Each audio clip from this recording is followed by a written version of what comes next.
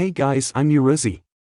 This is the part 9 of What If Naruto and Team 7 was actually trained by Kakashi. Kakashi survived his losses in spirit as well as in body, and having learned both wisdom and intellect from his experiences, he now seeks to pass those traits on to his students.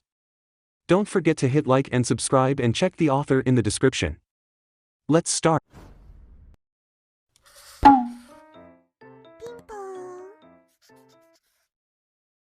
Chapter 34, He Arrives.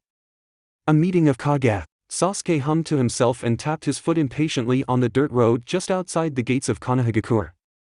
It had been a long month for the dark-haired genin, one with little rest. His hive had managed to grow to a degree where he could start to work with it after a couple weeks, a fact that greatly pleased Tobo, who had expected Sasuke to take it a little easier. Sasuke had not mentioned to the excited Aburame that he'd passed out more than a few times, especially when they started making exit ports. The only person who knew about that was Kakashi, and he'd promised not to tell anyone. The fact that he was grinning when he made that promise was slightly disturbing, but Kakashi had been in an oddly good mood after the first week, so Sasuke brushed it off for now. At least now, Sasuke understood why the Aburame tended to wear heavy clothing in all weather. After the first few exit ports had been made, Sasuke had discovered that, as anyone could have mentioned, having holes in your skin can be slightly unsanitary, and the Kakachu could only do so much to keep them clean. After the first infection had cost him a full day of training, Sasuke had gone to Shino and Shibi to find a solution. He had tried some of the Aburame's usual fashions and quickly discovered that the bulky clothing interfered with his own speed and fighting style too much to be practical. The end result was a single durable sleeve that he strapped on under his regular short-sleeved attire, made of a durable material and with a sleeve wide enough to permit his allies to enter and exit freely. Sasuke had not cared that much for it until Kakashi had helped him modify it to conceal a few of his tools for easy access. Between the hive, the technique Kakashi had trained him in, and the tactic he'd figured out with those new tools, Sasuke was feeling good about his odds on the next day. But Kakashi had warned him to take the last couple days off to ensure he was well rested, and Sasuke found that he had little patience for sitting around doing nothing anymore. The blonde daube must be rubbing off on me. With little else to do, Sasuke found himself gravitating to the main gate, waiting somewhat impatiently for that same daube to appear. He had yet to hear from Naruto or Sakura, and while Sakura could show up almost any time when she got summoned back, Naruto had to walk in at some point, and Sasuke found himself looking forward to seeing the loudmouth, as obnoxious as he usually was. Where the hell is he? The gates had been busy over the last couple days, with a steady stream of merchants and nobles streaming into the village for the finals. He had gotten more than a few nods and waves, which he found slightly disturbing at first. Everything from this exam until now had been a private affair for the village, so how did all of these people know who he was? It was only after he stopped a waving merchant and asked about it that he discovered what had happened, and he had to admit, the Hokage had done something unprecedented. After the video of Sakura's match had proven to be very popular amongst his own shinobi, Hiruzen had collected the tapes of each finalist's fights and started sending copies to many of the more prominent people of the world. Every daimyo got a copy, as well as every Kage, and in little time, those copies began to spread. In the past, the finals had been the only place to see any fights, and visitors would bet based on silly things like what family someone came from, or who looked the most intimidating. By releasing those tapes, Hiruzen had given prospective gamblers a preview of every finalist's capabilities, and in doing so, gave them something to analyze and argue over. The taverns and bars of Konohagakure had been buzzing for the whole month, and based off of those Sasuke listened to as they entered the village, the same had been true almost everywhere. Kakashi had mentioned that Team 7 was favored for each of their matches, along with Gaara and Hinata, although betting for that last match was much smaller because Neji had received a pass for his preliminary match, leaving him an unknown. Sasuke stamped his foot again and huffed. In doing so, he apparently caught the attention of another person entering the area, an unusually tall man with a mane of white hair and some sort of odd forehead protector, who was walking toward Sasuke with long, purposeful strides. Uchiha Sasuke, right? He asked as he walked close. Sasuke grunted, and the big man busted out laughing, a loud and merry laugh that echoed from the buildings around him. Wow, he said, wiping a tear out of his eye, the little Gaki has your number, all right? If you're looking for Naruto, he's probably at that ramen stand of his. Last I saw him was a few minutes ago, when I told him to sneak in without being recognized. He let out another laugh and shook his head as Sasuke groaned and turned away to head for the ramen stand. Gaki must have done well, if his own teammate didn't notice him. Naruto barely looked up when he heard Sasuke grunt from just beyond the flaps that separated the food stand counter from the outside. He just chuckled to himself and had another bite of blessed ramen. When Sasuke still did not enter after the bowl was done, Naruto rolled his eyes and called out. "I know you're out there, team. Come have a bowl with your teammate." Sasuke let out a small laugh and pulled back the flaps to see Naruto for the first time in a month. The orange prankster looked just the same as same eyesore of a jumpsuit, with his two swords across his back and the same stupid, cheerful grin. Sasuke sat down with a smile. "I see you haven't changed a bit, Naruto. Still loud, still orange, still way too cheerful." Naruto grinned and held out a hand to Tsuchi for another bowl. "I see you haven't changed a bit, Sasuke. Still grumpy, still brooding, same duck but haircut." They both laughed quietly, and though they would never know it, they both relaxed, happy to be in each other's presence again, annoying as the other person was. Sasuke raised his hand to get Tsuchi's attention, drawing Naruto's attention as the sleeve slipped back slightly to reveal one of the portholes just past Sasuke's wrist. Team, what's with your arm?" Sasuke smirked at Naruto and pulled his sleeve back down. "That's for me to know and you to get your ass kicked with, dope. Make it through the other matches and you'll see." Naruto smirked. "You're on, team." They both dug into their food, and for just a little while, all was right with the world. Sarutobi Hiruzen, third Hokage, was at the gate at sunset, ready to meet with his most honored guests. He watched them approach with some small trepidation. He had only received notice a mere day ago that amongst his expected visitors he would have two prominent members of the shinobi world. The Kazekage, leader of Sunigakure and an ally by treaty, had insisted that he would come to this match to observe how Gaara did in his matches. The fact that the man made no mention in his message of Kankuro did not escape Hiruzen's notice, and the old man wondered what was so important about the young and bloodthirsty genin that required the Kazekage's presence. But the real concern was the second message he had received, from the newly installed leader of Otogakure.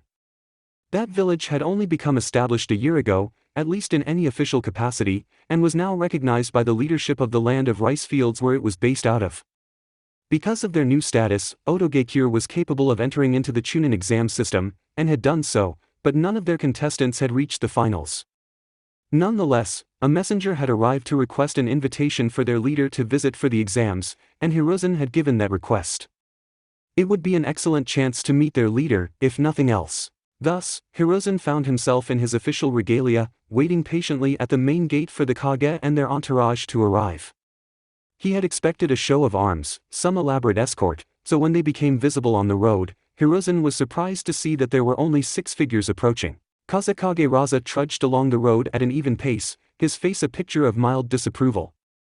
Hiruzen knew the man from previous exams, and the look suited his Dar personality quite well.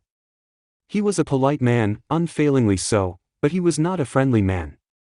The desert of his homeland had long since worn away all but the most necessary of pleasantries. He had no escort, save for the single Suna team that had reached the preliminaries. The girl, Temari, looked deeply unhappy, possibly because she was carrying a rather large backpack, as well as the puppet of her teammate. Baki, their sensei, was hanging back slightly, and Hiruzen was amused to see that when the girl wasn't looking in her teacher's direction, the man seemed to be smiling proudly at her. "I guess she has done well in handling her punishments," thought Hiruzen, genuinely glad for that. They may someday be foes, if things went poorly in the future, but it was always a pleasure to see someone overcome the difficulties of becoming a better person, and Hiruzen wished her well in that. The puppet user, Kankuro, seemed to be in high spirits, occasionally speaking to Baki or Temari. He wore a huge grin on his face, and walked tall and proud. The only time he faltered was when he turned to say something to Gaara, who only glared at his teammate until the older boy turned away. Disturbingly, the leader of Otogakure walked alone. They wore the same sort of official outfit as Hiruzen and Raza, a long white robe and a large hat with a long swath of fabric to cover all but the front of the person's face, but without a Kage symbol. But Hiruzen's mental alarms were beginning to ring, because not only did the person not acknowledge his traveling companions, they had their hat pulled down on their brow, concealing his face as they approached. Eventually the party arrived, with both of the visiting leaders standing before Hiruzen. He gave them a short and polite bow, one equal to another, and smiled. "It is a pleasure to have not just an honored Kage visiting our village, but also an esteemed leader from another village." Both Raza and the other leader returned the bow. It is a pleasure to see your village again, Hokage. It has been a long time, and I greatly look forward to taking advantage of the amenities here. Raza was not smiling as he said this, and Hiruzen did not blame him. Sunigakure had fallen on hard times after the last Great War, and while they did not suffer from starvation or disease, life in that village had become a great deal leaner and had a lot less luxury than before. It was a credit to Raza that he had no more luxury than his people, and bore that lifestyle with a quiet pride and determination that Hiruzen could respect. Saying what he had to be polite was a bitter pill to swallow, but Raza did it anyhow. Hiruzen nodded and mentally decided to see if he could spare enough resources this year to try and help their loose allies without harming his own people. He then turned and gave a second bow to the Otogakure leader. I congratulate your success in establishing a new hidden village. To do so successfully, you must have an excellent understanding of politics in the shinobi world. He straightened from his bow, then took a step back when the man started to laugh. The laughter was terribly familiar, and Hiruzen was already making the hand signs to summon Enma before the man raised his hands, palms outward in a placating gesture.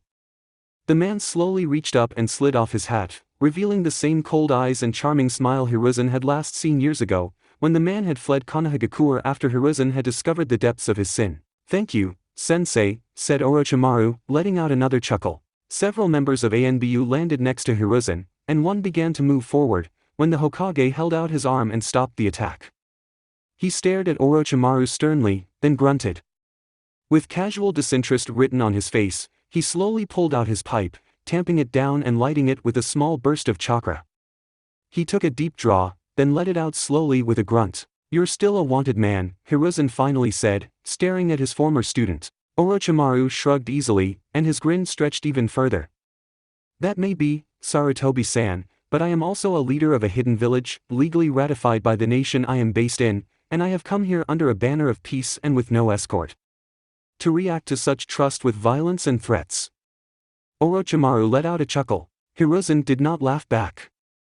You have also violated the Chunin exams by entering the field during the exam, as well as harming one of our contestants. Orochimaru gave a wry grin and shrugged again. I am sure I don't know what you're talking about, but with something that important, I am certain you announced it then and there, if it were true. Surely the Honorable Hokage would not try to trump up some baseless accusation in an attempt to turn away an honored guest? Hiruzen grunted. Trust the snake to do something like this. Hiruzen hated to admit it, but Orochimaru was right. If Hiruzen attacked Orochimaru without serious provocation or definitive proof of wrongdoing, it would set a precedent that could well shatter their world. No shinobi would break a peaceful negotiation on a whim, not at this level, because if they did, there would be no end to it. All trust would be broken, and without trust, there would be no alternative but war, unending and unstoppable. The fact that Orochimaru would think nothing of breaking the very unspoken rule he was using to gain entry was galling, but that was the Hokage's problem, not his. Hiruzen let out a dark chuckle and nodded his head once, and the ANBU members, both visible and hidden, relaxed slightly. Your point is made, Orochimaru. You are, of course, welcome here for the exam's duration. But I find your lack of protection disturbing. If you were to die in our village, it would be a terrible thing, politically. Please, let me permit some of my ANBU to guard you during your stay, to set both our minds at ease. The subtext was painfully obvious. Any ANBU bodyguards that Orochimaru got would be nothing more than overt spies, meant to keep an eye on the snake to ensure he caused no trouble. Hiruzen expected Orochimaru to object or try to dodge the offer, but to his surprise, Orochimaru merely bowed, his smile never leaving his face. I would be honored, Hokage-san. I will accept whatever watchers you choose to assign to me, officially or otherwise. Hiruzen nodded, message given and received, and turned slightly to one side, holding his arm out. Please, join me in my office, Kazekage, Orochimaru. We also have some additional unreleased footage from the preliminaries you may be interested in seeing, and as the Orochimaru can attest, my tea is beyond compare. Both Kage nodded in agreement, and Hiruzen led them into his village. Hiruzen was careful to never show his back to Orochimaru. Oddly, Orochimaru seemed to oblige, even moving into view a few times when Hiruzen was obligated to turn away from him to take Teraza. And he never got within striking distance of his old teacher. Hiruzen had expected his former student to do the opposite, to try and get behind the older man, if only to vex his efforts at keeping him in sight. Since when has Orochimaru cared about what I want? Sasuke grumbled to himself on the way home, although it was a cheerful grumble at the least. Naruto had been as infuriating as ever, but it was good to see him all the same. The dope was loud and annoying, but then again, he was also unabashedly open with his feelings in a manner that many, including Sasuke, found disarming. That's not to say Sasuke regretted putting the dobe into a headlock earlier. His thoughts were interrupted when he heard a faint sound coming from up the street, which was quite annoying, as it came from his home, a small property just inside his family's lands, a place that nobody entered either from respect or superstition. Sasuke's eyes turned crimson, and he started running as hard as he could for his quarters. He turned the street corner and saw his door propped open, with several pieces of his furniture scattered haphazardly outside, including his television and several large plastic bags. Without a thought, he vaulted his couch and dashed through the open door, his arm raised and crackling with electricity. He then threw himself aside, neatly stumbling into a wall and grounding his attack into the floor before fetching up in the corner, upside down and staring at Sakura. The girl was wearing a handkerchief over her forehead, was carrying a garbage bag in her arms, and had a most terribly cheerful and ego-crushing smirk on her face. Is this some new greeting we're using in Team 7 now? I don't have any sparkly energy attacks, but I could just punch you instead. Sakura was smirking down at him, and after a moment, Sasuke let out an amused grunt and started pulling himself up. She grabbed his arm to help him up, then stopped. She could feel something under his sleeve, some strange and somewhat lumpy piece of tissue, like a scar. Have you been okay? She said, looking closely at him. She half wondered if he'd hurt himself learning that lightning move he had tried to do, but when Sasuke saw her inspecting him, he smiled slightly. Just fine, aside from someone breaking into my house. Sakura rolled her eyes and turned to grab a broom leaning against the wall. Something looked slightly off to Sasuke, some little detail that he couldn't put his finger on. Then it hit him. What happened to the mop? Sakura laughed and shook her head, sending her hair swaying slightly. Instead of the wild tangle of pink hair Sasuke had grown used to, her hair had been combed and cut to a more uniform shape. It was still a large mass, but not nearly as unruly, and a great deal more presentable. With a slight tinge of dread, Sasuke realized he was feeling the urge to compliment her on the change. Sakura shrugged, her smile genuine. My trainer for the past month didn't care for it. Said it made me look like an alley cat. Took weeks to get it sorted between lessons, and I really would rather just keep it neat than have to rip into it every time I want to get some training from her. That and the time it got caught in the box made it necessary, she thought to herself. At least Sasuke didn't notice it was much shorter and ask, you cut it down some. Get it caught in a blender or something? Damn it. She rolled her eyes at him. I am not taking commentary on appearance from you, she said, nodding at the single sleeve he was wearing. He blushed slightly at her words, and she laughed warmly and shoved the broom into his hands. Fidget over your terrible sense of style later. I want to go home and get some sleep tonight. Sasuke uses sweep the floor. It's super effective. Sasuke grumbled to himself and started sweeping. You know, I really am here for the finals and nothing more, sensei. Hiruzen raised an eyebrow, surprised that Orochimaru had said anything at all to him. He had led Raza and Orochimaru to their guest rooms, carefully designed to be pleasant but not particularly extravagant, where they had settled to some tea and some light discussion on the expected matchups. Orochimaru had been polite, almost friendly really, chatting cheerfully if a little brutally about the matchups ahead and even placing a wager with Raza that Gaara would not win the exam. That had angered the Kazekage, who had stiffly excused himself and turned to his own quarters. Hiruzen had risen to leave as well, but he sat again as Orochimaru simply continued the conversation, talking to the Hokage with a remarkable amount of comfort, as if nothing had ever happened between them. Hiruzen had expected his former student to try to edge conversations into tactical information on the current shinobi forces or defenses of Konohagakure, but Orochimaru never discussed such things. Instead, he asked questions Hiruzen had never expected. About civilians he had once known, and how well Anko had progressed, and if his old favorite restaurant still sold the poached eggs he used to enjoy. Even when Hiruzen tried to turn the conversation into more serious topics, Orochimaru never followed up on those opportunities. If he was being honest with himself, this strange and amicable Orochimaru was even more disturbing than the focused and cold person Hiruzen remembered. For a soulless monster with no social skills, the Sannin was being remarkably good company, which was frightful to consider if you knew the man as Hiruzen did. Hiruzen shook his head at his former student. I am considered soft by some of my contemporaries, Orochimaru, but I am not that soft. You never do anything without a motive, and those motives are always self-serving. Even I know that, in hindsight. Far from disagreeing, Orochimaru nodded along with that statement. I will not deny it, he said, an almost rueful smile on his face, his eyes dimming slightly as if he was fatigued. I am now, and ever will be, focused on my own desires.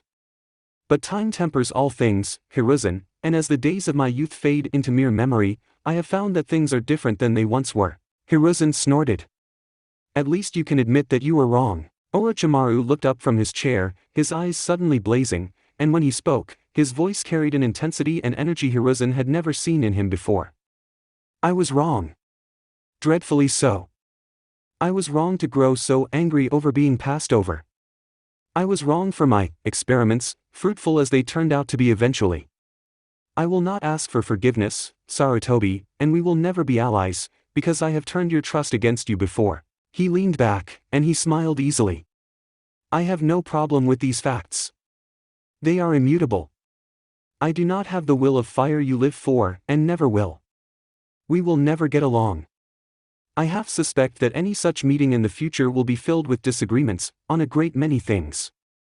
We are far too different to be anything but neutral to each other, at best. Orochimaru shrugged. But maybe, just maybe, we can be civil, even if we cannot be allies. Hiruzen leaned back and took a slow drag from his pipe, and eventually he nodded once, slowly. Maybe, he admitted. He looked at his former student, still untrusting but surprised at the changes he had seen. You've grown a great deal since we last met, haven't you? Orochimaru smiled. Like I said, Sarutobi. Time tempers all things. Will this work? Asked Kabuto, standing in the moonlight. It will, replied Orochimaru, hidden in the shadows. Anbu could be quite crafty, but they were nothing compared to Orochimaru of the Sannin. We know it will, don't we? Kabuto smiled, and Orochimaru smiled back, two snakes of the same color. At dawn, Team 7 met a few blocks away from the Konohagakure arena, and for once, they did not need to wait on Kakashi. He smiled at his students, who were all grinning at each other and bantering about which of them would win. There was an edge to the banter, more than a little aggression, but it was friendly nonetheless. Kakashi held his hand out in a stopping gesture just as they approached the entrance. Remember, he said carefully, your lives have value. So do everyone else's. Fight as hard as you can, but if your foe has lost, show mercy, and if you cannot win, yield, because others may not be so generous. He looked at each of them in turn, ensuring he had their attention, and was satisfied by how seriously they seemed to be taking him. I would rather you repeat these exams next year than watch you die, pride be damned. The kids nodded at Kakashi, and with a final wave, he stepped aside, allowing them to enter the doorway for the participants.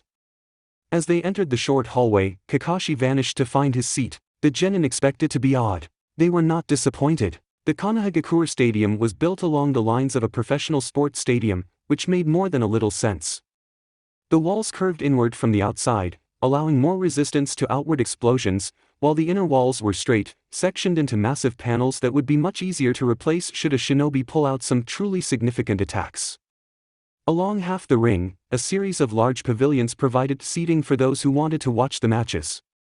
Those seats were filled to the brim with guests, who let out a roaring cheer when Team 7 walked into the ring. Several small groves of trees dotted the edges of the ring, and rising out of the ground in the center was a massive wooden building, 3 stories tall and 100 feet to a side, dominating almost half of the arena. The building was very simple in nature, with holes cut into it to represent doors and windows, and looked as if it was made of a single piece of wood. On top was a flat area with rails, where the other contestants were slowly gathering. It was while they were walking up the side of the building that the team noticed another apparently recent addition to arena. Across from the central pavilion, attached to metal frames that towered over the arena wall, 3 large screens had been erected. Shaded from the sunlight by a slight overhanging edge, the screens appeared to be connected to projectors, and were showing Team 7 walking up the building. Each member was on an individual screen, and their names and other information was displayed along with it. Sakura looked at her screen for a moment, then turned to face the direction she expected to find the camera. Just visible beyond the pavilions, she could see several additional frames, and many small devices that might very well be the cameras she was looking for. Under one of those frames, she saw another hastily built wooden structure, this one with many cables and monitors within. She waved at the people controlling the cameras, and smiled when one of them waved back. Naruto stopped to wave playfully in the direction of the camera frames, and was rewarded by even louder cheers, as well as a few boos. A particularly loud one managed to rise above the noise, and Naruto waved in that specific direction, causing the cheers to drown out the unfriendly sound. Wow, thought Naruto, enjoying the sudden sensation of thousands of people showing pleasure at his presence instead of displeasure. Now I need to win this thing and keep it that way. Sasuke shook his head and kept walking.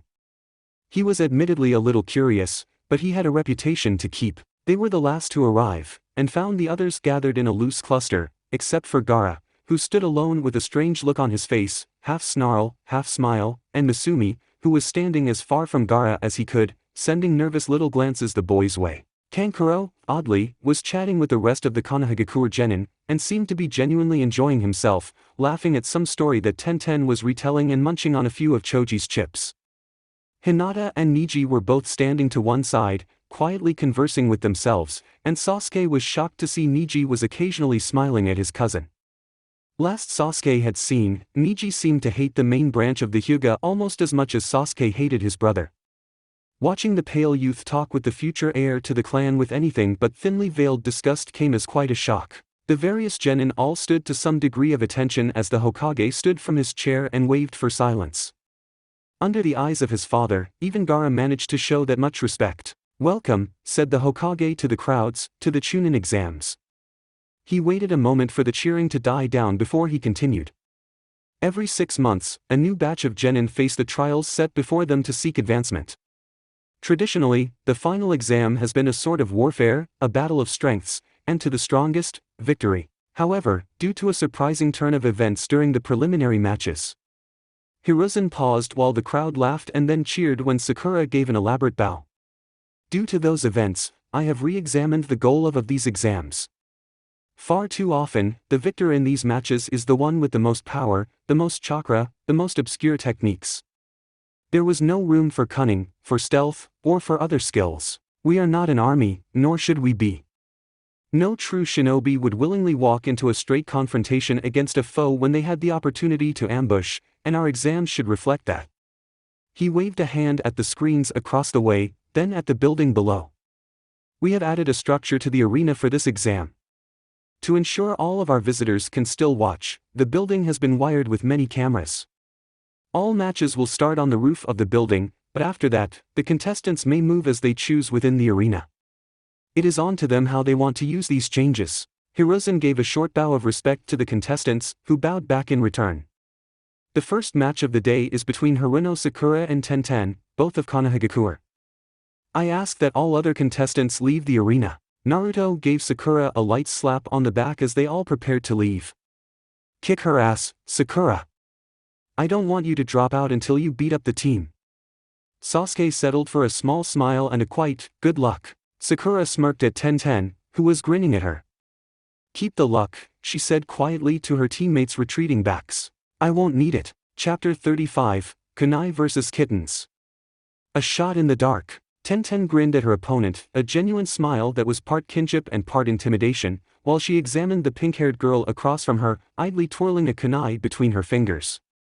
Sakura had been gone for the entire month before the finals, and while it let Tenten prepare without worrying about being watched by her opponent, it also meant Tenten had no idea what had happened with the pink-haired girl. She noticed that Sakura had trimmed her hair and started washing it again, turning the previously unkempt mess into a long and voluminous curtain of pink that fell halfway to her waist. She had a new pair of leather gloves, of a significantly better make than her old ones, with a metal plate on the back and a thick leather pad on the palm. Her cut-down dress had also been repaired, the terrible stitching job having been pulled and redone. Tenten almost felt like laughing at Sakura's return to primping, but the sleeves of the dress were non-existent, and Tenten could see Sakura's arms. Before she left, Sakura had some strength to her, something everyone knew from watching her match. Now, however, she looked the part. Tenten was trained by Mato Gai, and was a partner to Rock Lee, the two biggest meatheads in Konohagakure.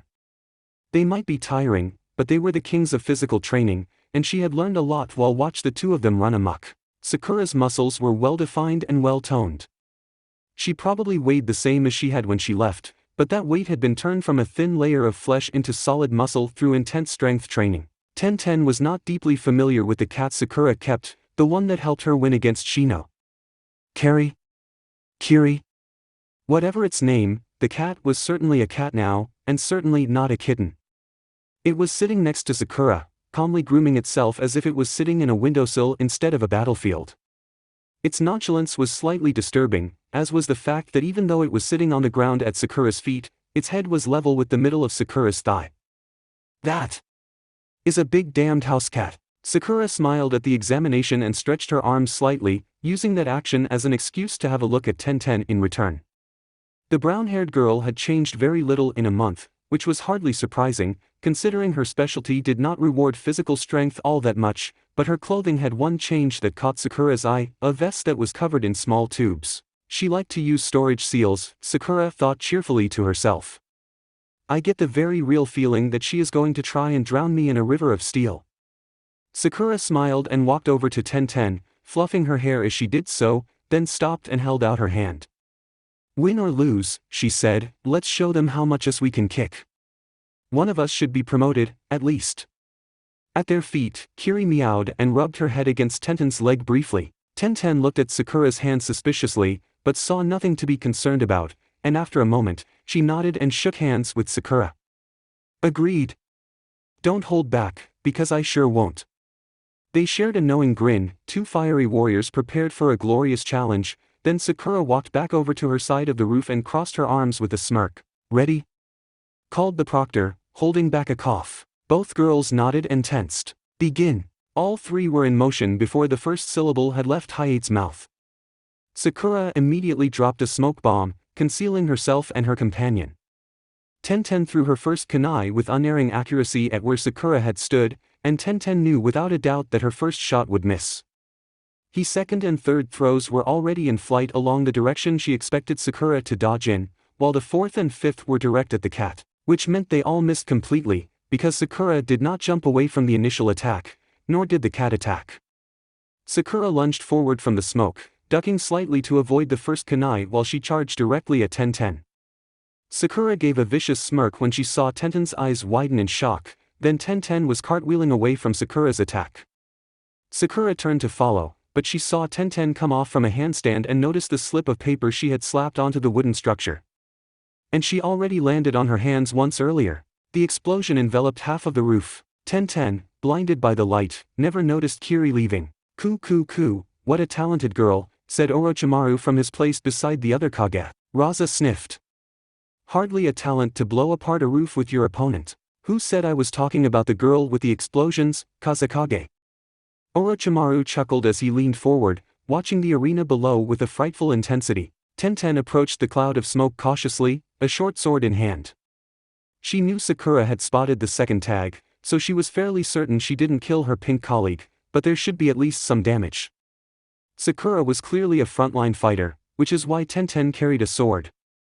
Nothing would make the girl happier than to draw Sakura into a melee match, now that she had a few of her own surprises prepared. Eventually, the smoke cleared slightly, revealing the giant hole in the roof. And in the center of that hole, standing on the remains of a support wall from the next floor down, Sakura stood, arms crossed, with a huge grin on her face.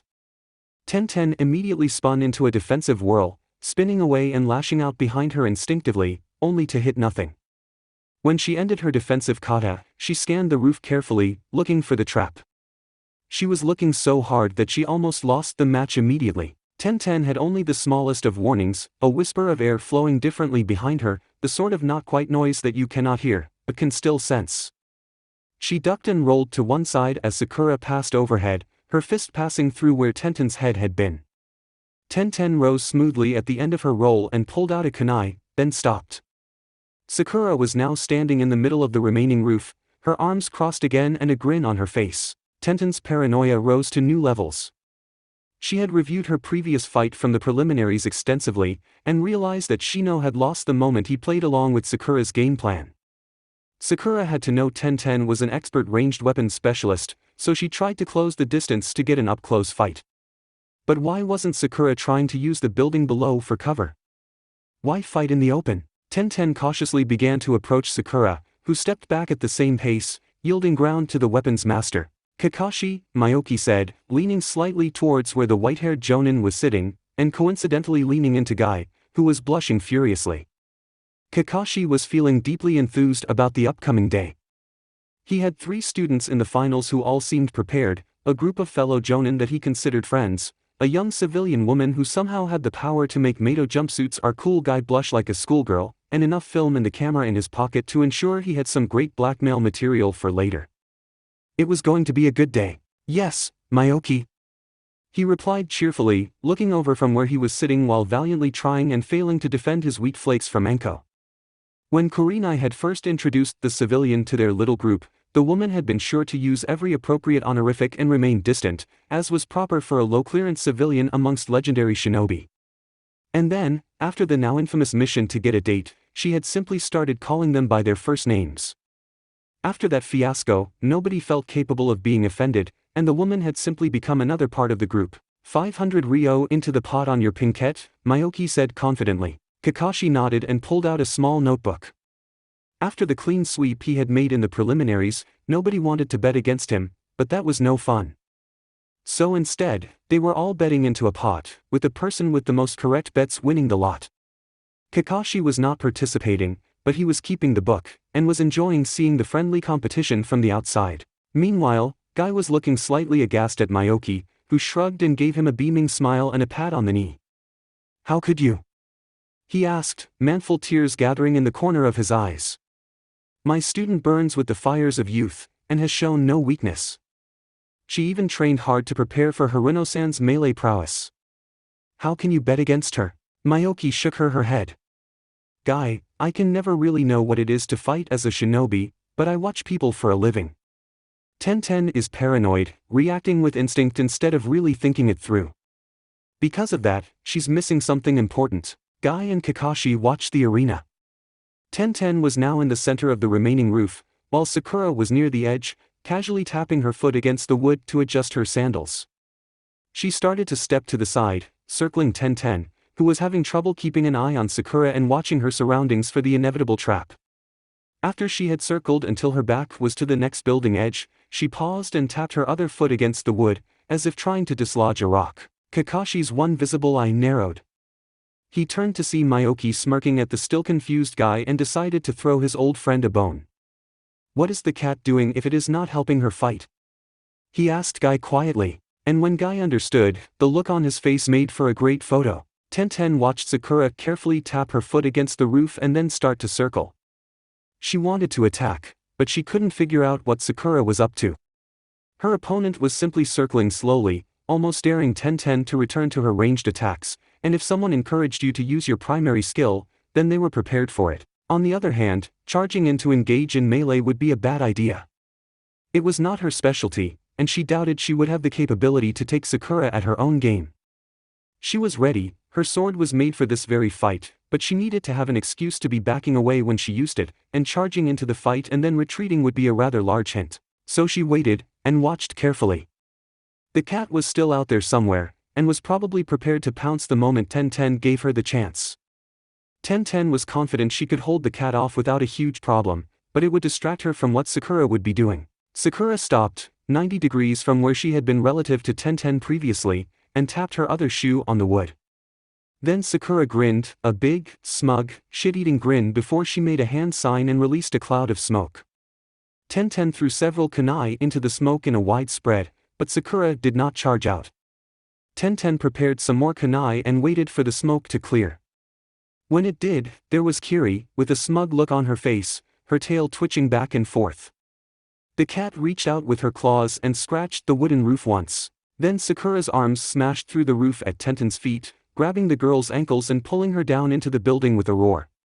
Kiri, purring contentedly, trotted over to the hole in the roof and settled down to wait, dropping the vial in her mouth to the roof as she did so. Tenten found herself standing in a small pool of light from the hole above her, surrounded by darkness. What little she could see of her surroundings indicated she was in a large central room, with several doorways leading off into even more darkness. At first, she wondered why there was no lighting, until her eyes spotted a pile of glittering glass near the one doorway, and the empty light socket above it. Shit, she crouched, ready to jump out, then paused. The hole was unguarded. There was nothing keeping her from simply jumping out and ignoring the obvious trap of the dark hallways, which was suddenly a terrifying idea. Because who the hell sets up a trap that can be ignored? The moment that thought crossed her mind, the cat's face appeared in the hole above her, framed by the light. It let out a delicate and friendly meow before pulling back. A moment later, a small glass vial dropped into the hole. Tenten snatched it before it could break and do whatever horrible thing it might do, only to discover the vial was empty. The label on the vial was for a powerful paralytic poison. Tenten could clearly see the marks on the glass where the cat had clawed at it. On the inside of the glass. The cat gave out another friendly meow and Tenten shivered. Option 1, out the hole. Directly into an ambush set by a fast and furious cat with poison claws that can drop me to the ground in one hit. Nope. Option 2, blow this entire level. But in doing so, I use all of my notes, and depending on the structure, I may end up taking myself out and becoming the biggest laughingstock in the kunoichi world. Even more nope. Option 3, try to fight Sakura in the darkness. Nope squared. Option 4, carry a flare, losing one of my fighting hands in exchange for light. Slightly less nope. I think we have a winner. Tenten whirled at the sound of movement behind her, a handful of kunai sailing into the darkness. Not quite, said Sakura, again from behind her. Tenten threw another set. When she heard movement behind her a third time, she started to rotate slowly, arm ready to throw, but she saw nothing in her limited field of vision. Still rotating, she reached into her vest and pulled an emergency flare, popping the cap off and igniting it. The light was no brighter than what she was getting from the hole, illuminating a meager 10-foot radius, but it was better than nothing. Tenten took her first step into the darkness. I swear, Sakura's going to run TNI someday. Tenten was sweating profusely, her body aching from the tension as she carefully peeked into another room. She had been moving from room to room for 5 minutes, following hallways, ducking into doorways. At one point, she had found a small closet and ducked into it, pressing her back against the far wall and giving herself a moment to relax. Then she heard movement behind the wall and remembered Shino's match. That was not relaxing in any way, and she had left the room feeling even more jittery and paranoid. With each careful step, she paused to take a breath and listen. After each breath, she exhaled, and told herself to relax. At first, it was mental, but she found herself whispering it with each exhale as time passed. Occasionally, she would find a room with a window to the outside. Each time she did, she could hear the sound of the cat just outside the window, a friendly meow to remind her that the window was not the soft option. The idea of tangling with a cat capable of paralyzing her without knowing where Sakura was did not sound appealing. And damn, but Sakura was good at this. Tenten heard only the occasional scuff on the floor, or the feeling of air currents shifting, to aid her on her hunt. Several times, they had happened behind her field of vision, and she had whirled, only to find nothing. At one point, she raised her arm to throw her flare, then stopped when she had the chilling realization that throwing it would leave her with her back to the dark. Tenten was beginning to wonder if Sakura's plan was to let the flare die out before attacking. If it came to that, Tenten intended to risk the window. Another scuff sounded ahead through a doorway into a long hallway that Tenten was fairly sure she had passed through already. She stepped forward, pressing her back against the doorframe, then peeked around the corner into the darkness. When nothing happened, she checked behind herself, because she had seen enough horror films to know better, before slipping into the hallway. No sooner did she pass through the doorway, when she saw a tiny flash of green somewhere near the floor. After a moment, she saw it again, a sudden spot of iridescence. She took another step forward, raising the flare high, and saw 2 of the green orbs appear. Meow! Tenten relaxed slightly. It was a shock to see an animal's eyes suddenly appear like that, but from the size and location, Tenten was sure it was nothing bigger than a kitten, and poison or not, she knew she'd win that fight. Meow! She smirked and took a step forward. A second pair of eyes appeared next to the first. Tenten's steps faltered. A third appeared. Tenten frowned. A fourth appeared, and startled Tenten, because the eyes appeared on the ceiling ahead.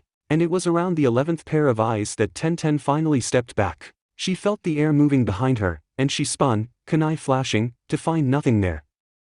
She continued her spin, arm raised to defend against the kittens, only to find that the eyes were all gone. Then she heard it. A deep, unpleasant growl. From above. That was when Sakura dropped on her from the ceiling with a howl. The moment the smoke bomb went off, Sakura and Kiri performed a pair of henge, turning into a copy of each other. While Kiri posed as Sakura, the real one quietly dropped over the edge and slid into a window hole. She nipped her thumb, made several signs, and quietly slapped her hand on the ground. With a puff of smoke, the horde appeared. When she had met them, she had not understood why a group of 12 black kittens would call themselves the horde. Then Anna had allowed Sakura to view one of their training sessions, and Sakura never once questioned the name again. Scatter, she said quietly. Break every light bulb. Stalk her when she arrives, but stay out of any light she uses. Lead her about a bit, get her good and worked up, then lead her to me and give her the cute and harmless treatment. All 12 of the kittens saluted, then vanished into the dark. Sakura closed her eyes and concentrated, reaching out with her chakra, sending it out in countless short strings to brush against her surroundings. Cats used their whiskers to find their way in the dark, and after Anna put her in Schrodinger's box the first time, she had taught Sakura the night whisker jutsu to do the same. It had been slightly difficult to learn how to shape her chakra into a thin strand, never mind several, but nothing encouraged quick study like nearly lethal projectiles launched at you in absolute darkness. She made her way near the center of the area that still had a ceiling and waited quietly for a signal. Then she heard it. The sound of Kiri tapping one foot on the ground 3 times, a signal they had planned in the past. Sakura listened carefully, trying to determine the location, and waited. When Kiri tapped her foot a second time, Sakura noted that location as well.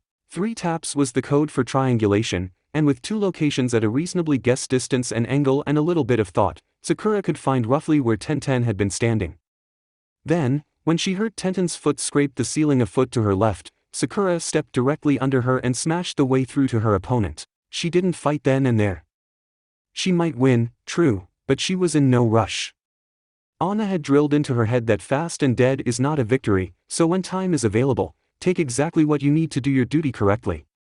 Her tales of her past included stories about sudden sprints on moonless nights, intermixed with tales of working under the full moon, spending an hour moving 50 feet one agonizingly slow inch at a time. Shinobi were paranoid by nature, creatures that lived and died by their reflexes.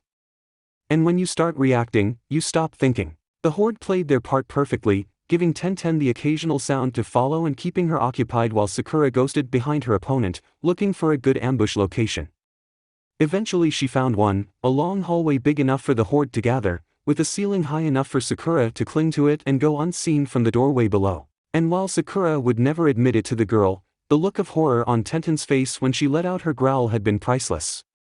The absolute mauling she had given was just a nice bonus. The crowd applauded when Sakura stepped out of the building with a rueful Tenten bound in rope over her shoulder and an honor guard of 12 cute and yet disturbingly orderly black kittens surrounding her.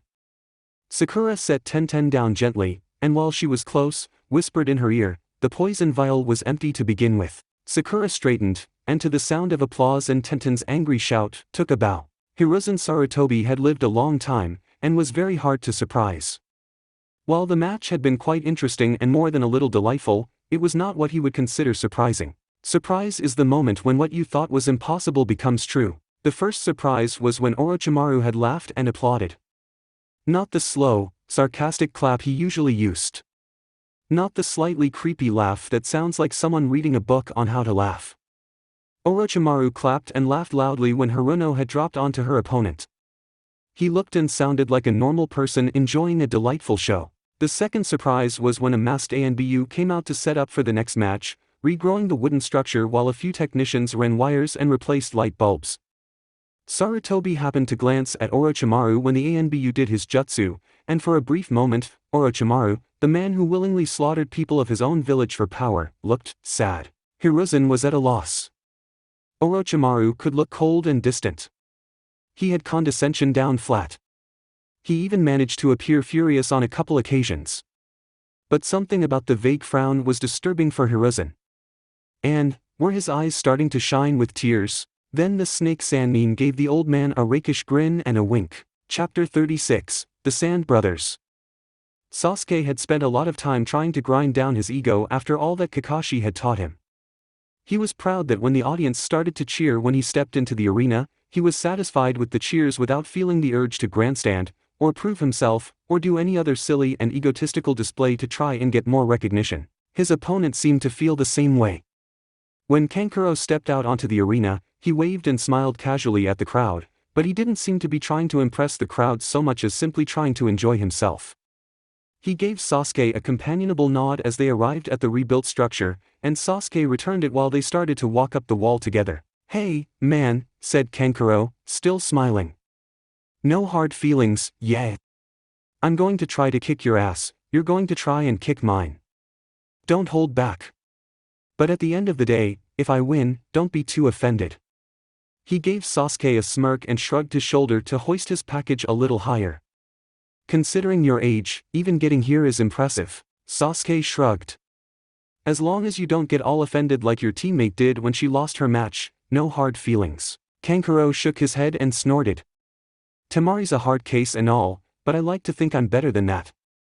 I like to think my sister is better than that now." He chuckled cheerfully as they stepped onto the roof of the structure. "Sister, huh?" asked Sasuke, a somewhat creepy leer spreading onto his face. "If she's so calm now, maybe she'll help me unwind after the match." Kankuro paused for a moment, narrowing his eyes and glaring at the younger genin, but then he snorted. "You are a smart little shit, aren't you?" he asked cheerfully. "I gotta give you credit, using my sister to get me stupid and angry is a good thing to try." He shrugged, and an easy smile came to his face. "I'm not going to get all stupid over this. Never mind, I trust my sister to take care of herself. I also happen to remember listening in on some of the shit your sensei was talking about during the preliminaries. I'm not going to fall for that sort of overt manipulation." Kankuro walked to one side of the roof and sank into a low taijutsu stance. "You won't fake me out, little guy. This is going to be a real fight." Sasuke walked over to his own side and turned to give his foe a smirk as he pulled down his goggles. "Wouldn't have it any other way," he said, taking his own stance. The proctor looked to each of the boys, getting a cheerful nod from each, then raised his hand. He then sent it down with a single swift chop, and jumped away even as his call to begin reached the contestants. Sasuke activated his Sharingan and immediately filled the air with fire. It was a low-intensity cloud of flame. A light drain on his chakra meant to do nothing but see which way his opponent jumped. To his surprise, Kankuro simply charged through the flames with his arms crossed in front of his face. He lunged forward and delivered a quick jab, forcing Sasuke to end his technique and spin away. When he turned back around, he reached out and parried a blow coming in at his face, trying to force Kankuro to one side and open up his defense. Kankuro seemed to understand what Sasuke was trying to do, however, because he turned into the spin, rotating his body to deliver a side kick that brushed at Sasuke's chest as the boy jumped back slightly. "You're much better at hand-to-hand combat than I expected from a puppet user," Sasuke pointed out while he and his opponent squared off. Kankuro laughed. "Yeah, it's one of the things my teacher wanted me to learn, especially after the last match. I figure that with the height and weight advantage, I can probably take you down.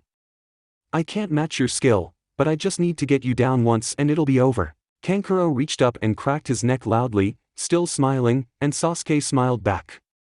"You shouldn't have done that," Sasuke said, nodding at Kankuro's hand. "Why's that, kid?" "I heard the wood," Sasuke replied, before dashing forward, a kunai already in flight.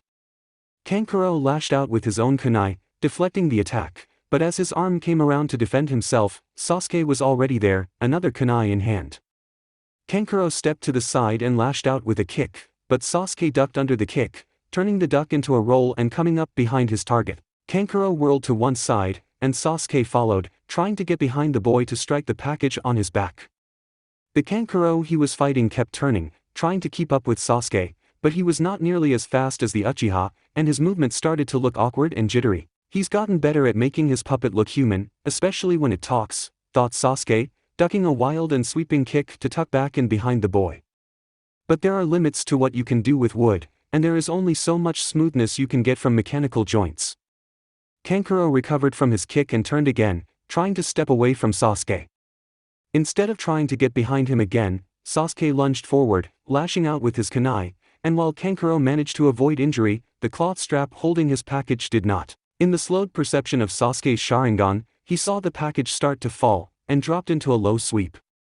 Kankuro jumped, and his face started to twist as he realized that his back was suddenly much lighter. Sasuke raised his leg slightly, striking just below Kankuro's feet, and sent the package sliding away. Kankuro yelled, but instead of trying to beat Sasuke to the package, he jumped forward into a tackle.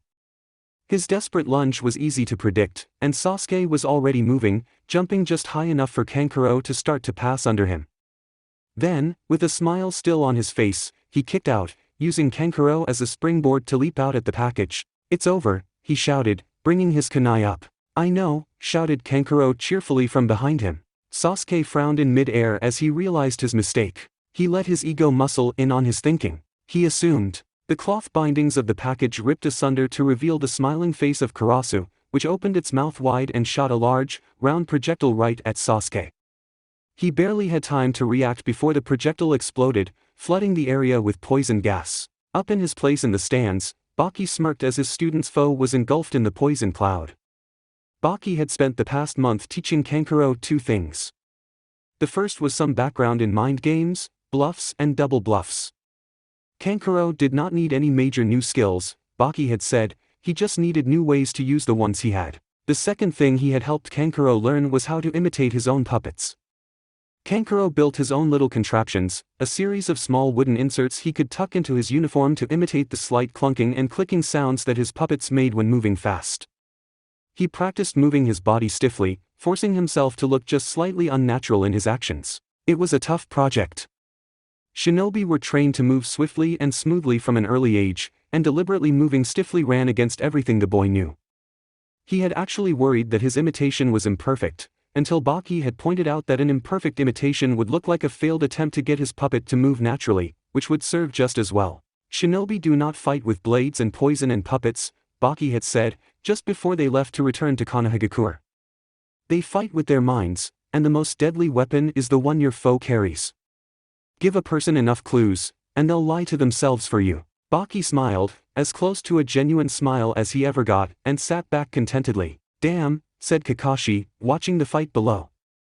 Around him, his fellow Konohagakure jonin groaned, grunted, or otherwise indicated their mild displeasure, except for Anko, who was loudly laughing and pointing. Myoki, sitting next to Guy, shot a questioning look at Kakashi, who sat back and sighed. "Sasuke is a very talented shinobi," the white-haired jonin said, watching the cloud swirl in the light breeze that made it into the arena. "Unfortunately, he knows this, which on occasion leads him to the worst assumption a shinobi can make." "What's that?" asked Myoki. "He thinks he's smarter than everyone else," Anko said cheerfully around a mouthful of dango, causing Kakashi to sigh and rest his head in his hands, mumbling a curt agreement to Anko's somewhat blunt statement. Myoki looked at the gas, narrowing her eyes as she helplessly tried to peer through the thick green cloud. She leaned slightly inward towards Guy and asked, "Is it over?" Guy laughed and gave her a pat on the leg. "Nonsense. My eternal rival has worked hard to train his student in the art of poisons, and when you know how to make a poison, you often know how to avoid it.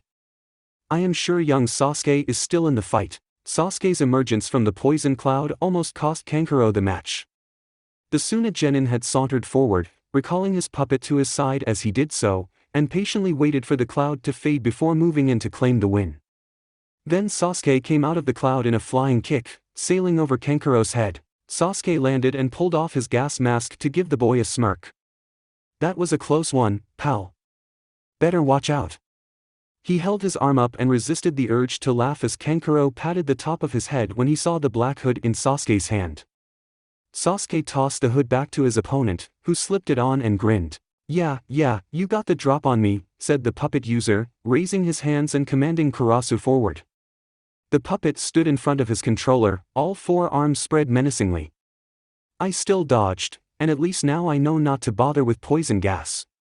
The puppet shut its mouth with a click. "I know something you don't know," Sasuke sang, like a schoolchild dying to share a secret. Kankuro rolled his eyes and pointed with one arm.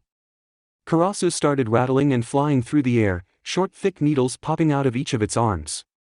Sasuke lunged forward in response, rolling under the puppet's arms. He ended his roll in a crouch and lashed out, grabbing one of the puppet's legs with one hand and jerking it towards himself. To his surprise, the puppet kept going, leaving its leg behind. Sasuke quickly threw it away, and was significantly less surprised when it suddenly sprouted several dozen short blades. The leg pinwheeled away for a moment before its flight evened out, curving through the air until it reattached itself to the puppet with a click. Kankuro smiled and straightened from where he was on the roof, shrugging comically. Can't blame a guy for trying, he said cheerfully, before turning and running for the roof edge. Sasuke's kunai followed him, dead on target, only to be intercepted by Karasu in its path to rejoin its master. Come and get me then, came Kankuro's taunting call as he slipped over the edge and dropped into the building itself. Sasuke smiled. You got it, he thought, dropping over his own side and jumping through a window. Sakura looked up at the large projection screens as Sasuke entered. The screens had been positioned carefully by whoever set this up, angled slightly upwards so it would be almost impossible to see from the arena itself. As Sasuke and Kankuro made their way throughout the corridors, the cameras kept track, showing one contestant on each screen. The screen showing Sasuke flickered regularly as he worked his way methodically through the building. Kankuro's screen remained largely the same, focused on the boy as he set up a series of mirrors around a few doorways, his puppet nowhere in sight. Think he's going to be okay? She asked Naruto, petting her purring cat distractedly. Naruto laughed loudly, drawing a look from the other contestants. You kidding? Naruto asked cheerfully. Sasuke's got this. He's not gonna get fooled by some lame trap. If anyone can out-sneaky bastard that sneaky bastard, it's Sasuke. Kiri meowed in assent and stopped pestering Sakura, instead sauntering over to rub against Naruto's leg. Sakura smiled at Naruto's boisterous certainty, even as she fretted over Sasuke. He almost fell for one, she thought to herself.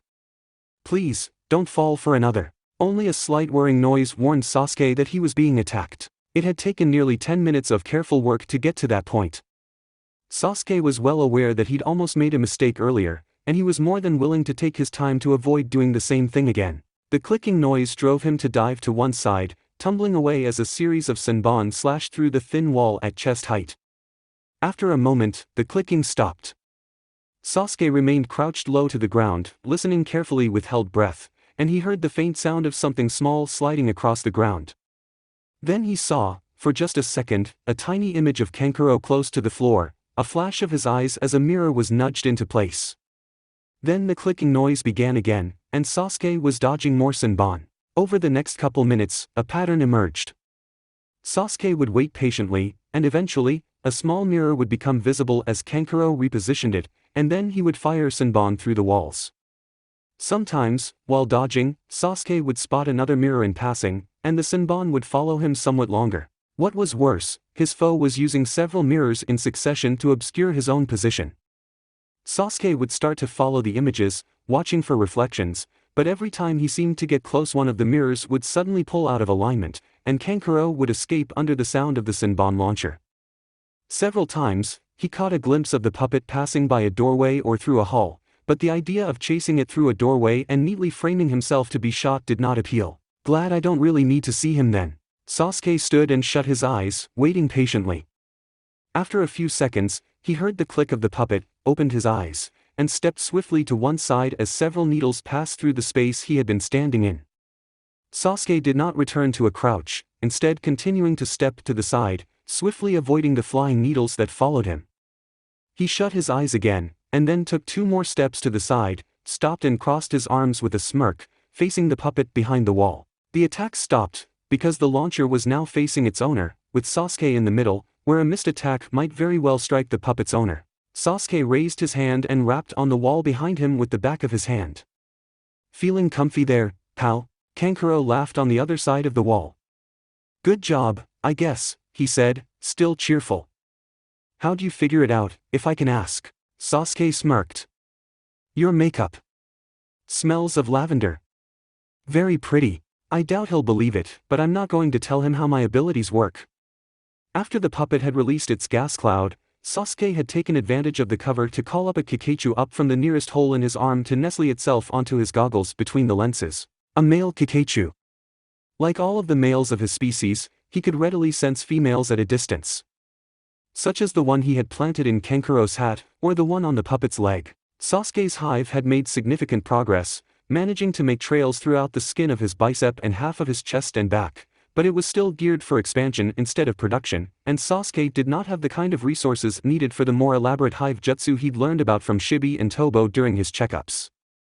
He had one attack he could perform, but it would take most of his available combat-ready Kakashi to do it, and he wasn't going to waste it on this fight when he had an easier alternative within his grasp. Kankuro laughed. You know this is not over yet. Sasuke nodded, assuming Kankuro could still see him in a mirror somewhere. He then turned quickly and raised his fist to break through the wall. Even as he did so, he heard the clattering smash of the puppet coming at him through the wall at his back. He smiled and whirled, pushing off against the wall he had been facing with his feet and lunging out at the puppet as it emerged. He gave it a solid strike, a single fist that smashed through the puppet's chest cavity, then he jumped out of reach of its counterattack and let it flee around the corner to join its controller. The moment the Kakashi between his eyes reported that the two females were within 3 feet of each other, Sasuke nodded to himself and raised his hands in the snake seal, detonating the explosive tag he'd left in the puppet's chest. Kankuro sat up and blinked in the bright sunlight, his ears ringing. Fuck, he thought as his gaze fell upon the giant hole in the wall and the minuscule bits of puppet strewn about. Looks like I get to rebuild my weapon too. When Sasuke rose out of the hole with a kunai drawn and started plummeting at his still-sitting foe, Kankuro raised his empty hands quickly. I give up, he said, shrugging as Sasuke landed and then hopped slightly back. I'm no slouch, but a month is not going to make me a taijutsu master. You got my main weapon, and I am a specialist. In a real fight, I'd have a few other things to try, but those are the sort of things that could kill me in the process, and I am not going to die to prove a point in a competition. Sasuke nodded and turned to Hayate, who nodded as well, and while the proctor turned to call the match, Sasuke walked up and offered a hand to his foe. Kankuro looked at the boy's hand for a moment, then laughed and shook it. Orochimaru shook his head and laughed as the match ended, drawing a curious glance from Hiruzen and a blank stare from Raza. Excuse me, he said, trying to smother a smile. It seems our Sasuke-kun is very forgiving to his weaker foes, doesn't it? I wonder how he'll do when he comes across his brother someday. Hiruzen and Raza both shot a glare at him, Hiruzen for bringing up Itachi, and Raza for calling his son weak. While their annoyance was mildly annoying in turn, what made the moment special was how similar the two looked while glaring at the sharp-tongued serpent in their midst. For all their differences, viewed from the outside, they are very much alike. Orochimaru chucked, then glanced up at the sky, checking the sun's position. Gaara gave the crowd a cold smile as he walked into the arena, and felt a small moment of glee as the crowd visibly faltered in their cheers as he did so. Wise for them to quiet themselves, before Mother starts demanding their blood. Mother had been particularly loud as of late, ever since the end of the preliminary round. It was bad enough he was denied his kill, making her angry at him, but when he returned home, his father had made it that much worse. You will listen to the proctor, Raza had said to his youngest son. If they tell you to stop, you will stop. You will not embarrass myself or Sunigakure with your bloodlust, Gaara. And if I have to stop you myself, I will not hesitate to lock you away until I can find a replacement container for your mother. Raza had glowered deeply at that last word, angry, no doubt, that Gaara got to keep his mother with him instead of having her taken from him like everyone else Gaara had ever cared for. His father, he was not on that list. In truth, Mother demanded his blood more than any other being, but Gaara had long since given up trying to kill his father. Raza of the Gilded Sands was a powerful shinobi, and his own techniques, focused on the heavy golden dust he always kept with him, were effective in stopping Gaara's own, lighter sand. Gaara looked up at his father in the stands and gave the man a cold smile. You'll make a mistake someday, father. And when you do, Mother will praise me as she drains the life from your mangled corpse. Gaara finally arrived at his place on the roof and looked at the proctor. Let's start, he said, crossing his arms, his sand starting to slowly flow from the gourd on his back, floating around him like a serpent raised to strike. His opponent, Misumi, looked at Gaara blankly before turning away from him and the proctor to face the platform where the 3 village leaders were waiting. My lord, said Misumi loudly, if you so demand it, I will fight this monster. I will battle him to the best of my ability, I will lose, and I will die in your service. I will do this if you so demand, hopeless though it may be. I only ask for you to order me to do so, before I die. The man bowed deeply and waited. Hiruzen listened to the speech and frowned. Why would he ask such a thing, he thought. He had always been truthful with his shinobi forces, and he did not spend their lives thoughtlessly. They knew they could concede as they felt the need to, because no matter how it might hurt their financial prospects, Hiruzen could not bring himself to demand they fight to the death for what was essentially sport, even one that was so vital to the economic warfare between villages. He stood. I do not demand your death, he called out clearly. If you feel the need to concede, I will not judge you harshly. The man remained in his bow, unmoving. Then Orochimaru started to chuckle. I am sorry, Hokage-sama, but I don't think he is talking to you. As Hiruzen turned and stared at his former student, Orochimaru rose smoothly and leaned over the railing slightly. I am not beyond ordering the death of one of my agents, he said loudly, loud enough for the entire crowd to hear. You have served me well here in Konohagakure, and I know your dedication to me is absolute. I will not discard such a useful tool on a whim, certainly not for such a pointless thing as your potential promotion within Konohagakure. You may concede. If anything, it is probably for the best that you not get promoted before returning to Oto with me. While Misumi turned to the proctor to yield, an open look of relief on his face, Orochimaru stepped back and shrugged at the surprised look on Raza's face and the glare Hiruzen was giving him. The stands were silent, marred only by the occasional gust of wind rustling stray paper and clothes, as the various civilians and especially the shinobi tried to come with the realization that there were spies in Konohagakure. You admit you had a spy in my ranks, said Hiruzen coldly. Orochimaru nodded and gave his former mentor a thin smile. I had several, he freely admitted, and you should be able to figure out who easily enough at this point, as all but this one have left over the last week. You've had a lot of missing in action mission reports lately, I suspect. Hiruzen's glare intensified. This could be cause for war, Orochimaru. And it would start right here, with you and me. Orochimaru raised his hands peacefully and nodded. Yes, we could all get angry at the fact that I had spies, because that must certainly be a surprise, your declared foe and traitor keeping tabs on his old hometown. We could fight it out right here, and while I might win, it would probably cost me a limb or two at best. Orochimaru chuckled to himself and sat quietly in his chair. That would be a waste, and you know it. If I wanted to preserve my supposed innocence in the matter, I could have ordered him to die ahead of time, and spared myself such an obvious error in foresight. Peace, Hokage. I have not raised my hand against you, have I? Hiruzen's glare did not drop, but he slowly sat in his own chair, gripping the arms tightly. Peace or not, Orochimaru, if I find one of your spies, the remainder of their lives will not be pleasant, and I will be looking, I assure you. And you will be taking that traitor with you as you go. After a serious interrogation, Orochimaru nodded politely and opened his mouth to agree, but stopped when he heard a piercing scream from the arena. Gaara finally snapped the moment the proctor raised his hand to declare Gaara as the winner. I will not be denied. Mother will not be denied. There will be blood. Gaara raised his arms, his sand flying outwards. The proctor tried to intercept the attack, only to be swept aside. His foe didn't resist, didn't dodge. He stoically watched as the sand swept around his legs. It was only when Gaara closed his hand into a fist and crushed the man's feet that he screamed. There will be no escape for you. Gaara shouted gleefully as he opened his hands and let Mother begin covering the man fully with her sand, clamoring for his blood. Then there was the slightest of sounds, barely heard over the shouts of the crowd, and the sand parted down the middle, revealing Orochimaru of the Sannin standing before him with a long sword resting point first on the ground, the man's hands resting lightly on the pommel. This is my tool, said Orochimaru coldly. Mine. Mine to use as I see fit. Mine to save. Mine to slay. Mine to sacrifice. Not yours. He has yielded. You will not harm him again. Orochimaru gave a smile just as cold as Gaara's usually was. Unless you think you can slay the infamous snake Sannin. You would not be the first to fall into the delusion, and you would not be the last if you did. The Sannin shrugged and smoothly raised his sword. The only reason I am giving you the chance to back down is that I would hate to anger your father by lopping that mad little head off of your shoulders. So, by all means, attack. Please do. It might actually be interesting to me. Gaara raised his arms, his sand pouring around him, then stopped.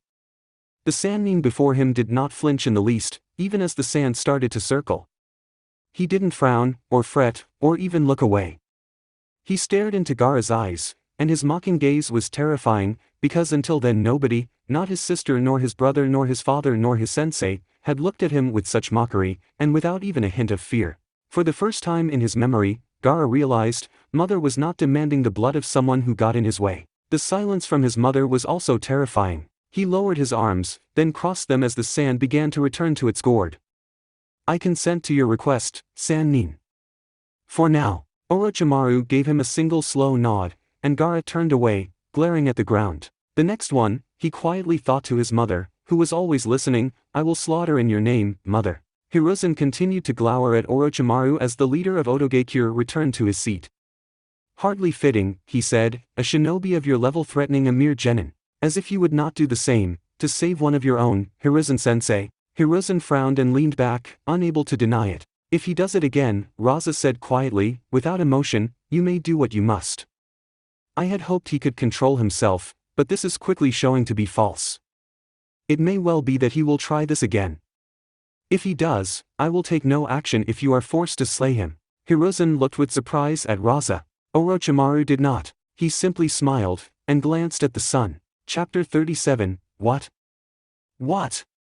What? Naruto and Choji walked out onto the arena floor together. I'm actually kinda impressed, said Naruto, taking another glance at his big-boned friend, and after a moment, Naruto smiled at the realization that for all that he went through in his youth, Choji really was a friend, if an often distant one. Naruto had been gone for only a month training with Jiraiya, but he was amazed to see the growth in some of his friends and acquaintances that he had seen so far. Choji was one of the most obvious ones.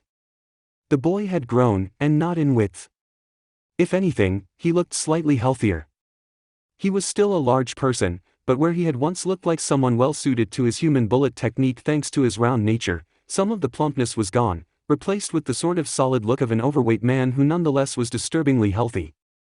He had also replaced the odd hat he once wore for a regular forehead protector, which only just barely held back his hair. You look kinda buff, commented Naruto. Choji beamed at the compliment, an honest and jovial smile. You bet, and I worked hard for it too. Ino hooked me up with Rock Lee for training a few days after the preliminary, and... He stopped as Naruto groaned and looked to the sky. No, not another one. It's no fair. Everyone seems to get all buff and scary with the help of Lee and Guy, but all I get is... Naruto stopped, partially with the realization that he should not be talking about what he did learn from Guy, and partially because he was interrupted by a powerful shout from the stands. Ino was being very supportive of Choji, at the top of her voice. While in the past that would have been of no concern, a month of intense training with Lee had changed a lot for her. She and Shikamaru had been standing with Choji when they met at the door to the arena, and Naruto found himself confused at her new look. Ino was still very skinny, at least until she flexed her arms and showed off, in her words, guns that could shell IWA from here.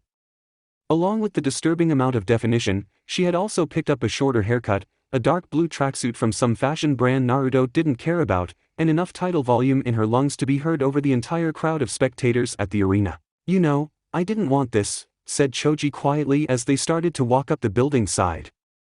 I wasn't really interested in promotion just yet. I was mostly in it for the reward Asuma-sensei promised me. But if I'm going to get this far... Choji grinned at Naruto. I might as well do my best. I think Kiba would say, I'm gonna kick your ass. Naruto laughed and patted his friend on the shoulder. I expect nothing less. The fight wouldn't be worth it if it was easy. But don't think I'll be as easy as Kiba. At the very least, there are less walls to bounce off of. They shared a laugh, and when they got to the top of the building, they paused to wave to the crowds. The crowd cheered in return, and when Naruto started throwing winks and kisses in random directions, there were more than a few whistles as well. After a moment, Hayate coughed from behind them. Nice show and all. Now get to your sides and get ready, we don't have all day. Naruto and Choji shook hands, then turned and walked to their respective sides. But then Choji turned when he heard the crowd laughing, just in time for Naruto to tumble to the floor with a thud, his arms windmilling. To the crowd's laughs, he checked his sandals, then gave a sheepish shrug to the crowd and stood, dusting himself off carefully. When they both were in position, Hayate called for the match to begin and jumped away. Naruto stood still, quietly waiting, and was surprised when Choji didn't move as well. Instead, the bigger boy was looking around on the roof carefully. What, you scared or something? Naruto taunted. Choji smirked, then drew a kunai and tossed it, neatly bisecting the explosive tag Naruto had dropped on the ground in his tumble. I'm not going to fall for such an easy trap, Naru.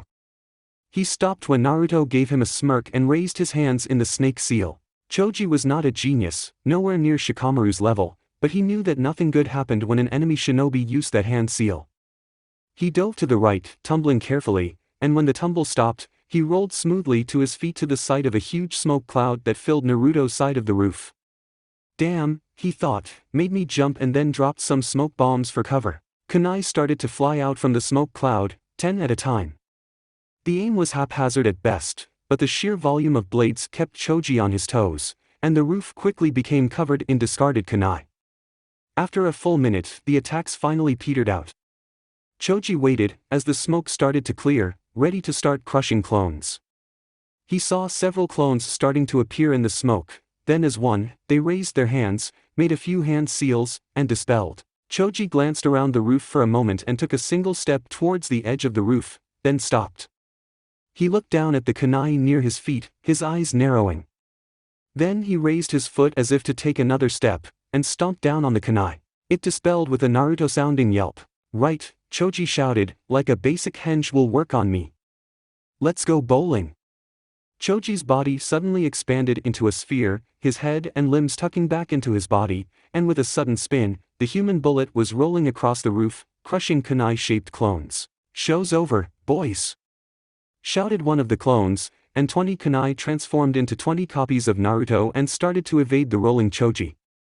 They dodged his attack easily, except for one that ran out of space and was crushed. Choji's turns were a lot sharper than before, and another clone found out that there was no way to stop the boy's momentum with any reasonable amount of force. They started to back off, throwing the occasional kunai, but mostly focused on evading. One eventually managed to plant an explosive tag under the rolling boy and detonate it, sending Choji high into the air, still rolling. His rolling suddenly stopped, and Choji dropped out of his enlarged state as he reached the peak of the arc he was traveling. Multi-ball! He shouted, making a few hand signs and summoning 3 illusionary clones. As one, they expanded into orbs and started to spin as they headed back towards the roof, and as one, they cried out, multi-ball. Naruto's clones learned 2 things for him over the next few seconds. The first was that it was much harder to keep track of the real opponent when they kept passing through their own illusionary doubles. The second was that the roof was a terribly small space to dodge for spinning Choji. Eventually, the final clone was left standing in the middle of the roof, nervously eyeing the 4 human bullets circling him. Just as they turned inward, he shrugged, and dispelled. Choji stopped rolling and returned to his normal form, looking around the now empty roof. You can't hide! He shouted. This flimsy thing cannot save you. Choji jumped high and raised a single fist. In a blink of an eye, his fist and arm expanded, until it was almost the size of his original body, and with a bellow, Choji brought his massive arm down on the roof of the building. His first strike only smashed the roof. So Choji kept striking. He smashed through floor after floor, causing the entire structure to shudder with each blow, and when he reached the bottom, the audience heard an incredible grinding sound just before Choji's human bullet blew out one of the corners. He proceeded to smash into each wall and corner of the bottom floor, demolishing the entire structure, then rolling over the ruins, smashing them flat until there was simply no room to hide within them anymore. Only after the very last wall was flat below his bulk did Choji stop spinning. He stood in the middle of the arena, puffing slightly from the effort, and looked around, seeing nothing but flat debris, dust, and some distant trees. Where was he? Damn, Choji, thought Asuma from his seat in the stands. If that doesn't impress a few nobles, nothing will. Shoddy construction or not, Choji had just demolished a building, and the boy was barely even breathing heavy. Asuma felt more than a little pride for his student, even if he could not claim direct credit for his transformation, but the credit was his in his mind. He had spotted how well Ino had been growing under Lee's guidance, and had suggested to the girl that Choji could probably stand to lose a few pounds of bulk for a few pounds of muscle. Choji argued a bit, claiming his bulk was for his family jutsu, but he simply did not have the willpower to fight Ino's custom blend of nagging and flattery for long, and he had started his extra training that very same day. And now, Shikamaru was starting to show a little interest, if only because the rest of his team spent a couple hours a day without him. Doing good, that kid, said a warm voice directly next to him. The surprised reactions were immediate and priceless. Asuma leaned away, one of his trench knives sliding into his hand. Kakashi's mask flexed in a smile. Guy's eyebrows rose. Kurenai's hand lashed out in a slap that was easily avoided. Anko spewed a third of a bottle of sake on no less than 5 of the people in front of her. And, oddly, Miyoki did not react, other than to turn and look calmly. Jiraiya was sitting behind them, leaning forward between Asuma and Kurenai, and he chuckled at their reactions. When the hell did you get here, Jiraiya-sama? Asuma asked. He walked up a minute ago, when everyone was watching Choji take apart the building, said Miyoki, her tone confused. Did you really not see him? He just walked over and sat behind you.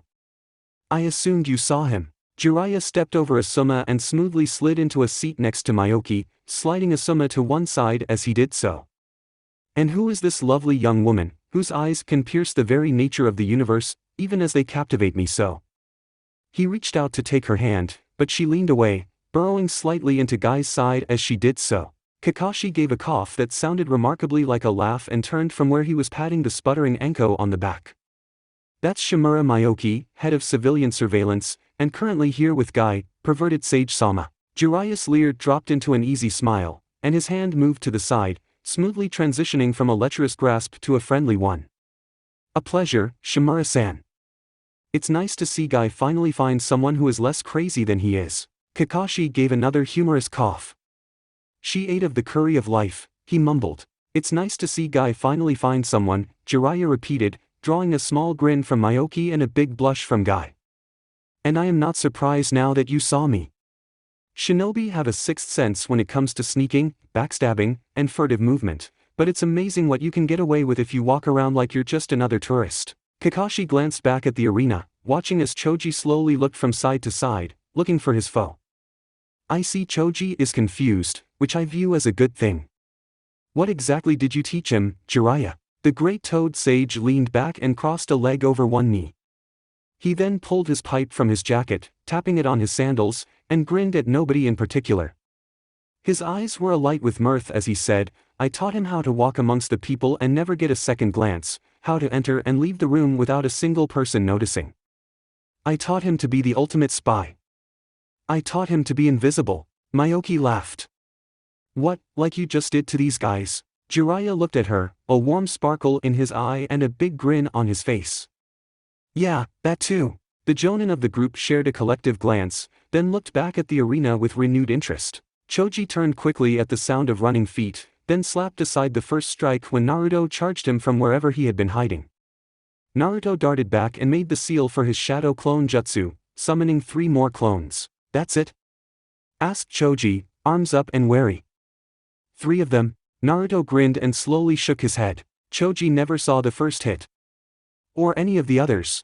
The crowd turned silent when Choji's head suddenly snapped up as if he had been struck. He staggered back, only to suddenly jerk backwards, folding over his gut as he did so. He stumbled, only to suddenly stop. There was a pair of shouts, and Choji started to flail his arms as he slowly levitated off of the ground. He stopped flailing when he suddenly spun up and backwards, rotating to slam into the ground headfirst with a thunderous thump. He pulled himself up, shaking his head and snorting. I've been training with Mato Guy, Naruto. I can take a lot more than this. He turned, his arms suddenly expanding, and with a single swing of his now huge arm, struck several invisible things that vanished in a puff of smoke. Damn, thought Naruto from where he was watching the fight, he's got it figured out. Against anyone else, the sudden sucker punches might have worked, but Choji was nothing if not sturdy. Naruto could probably overwhelm his opponent with numbers, but what would that prove? Well, if he's this sturdy, let's see how he handles. Choji was standing, ready to swing, and listening carefully. He heard several footsteps, but none headed his way, and he heard no sliding leather of a weapon being drawn. In truth, all he could hear was a strange whistling sound, like wind blowing through a crack in the wall. Directly in front of him, 2 clones slowly faded into view, their bodies shimmering and wavering in place as they did so. They were both leaning towards each other, with one striking the air around the other's upraised palm. Let's see how tough you are.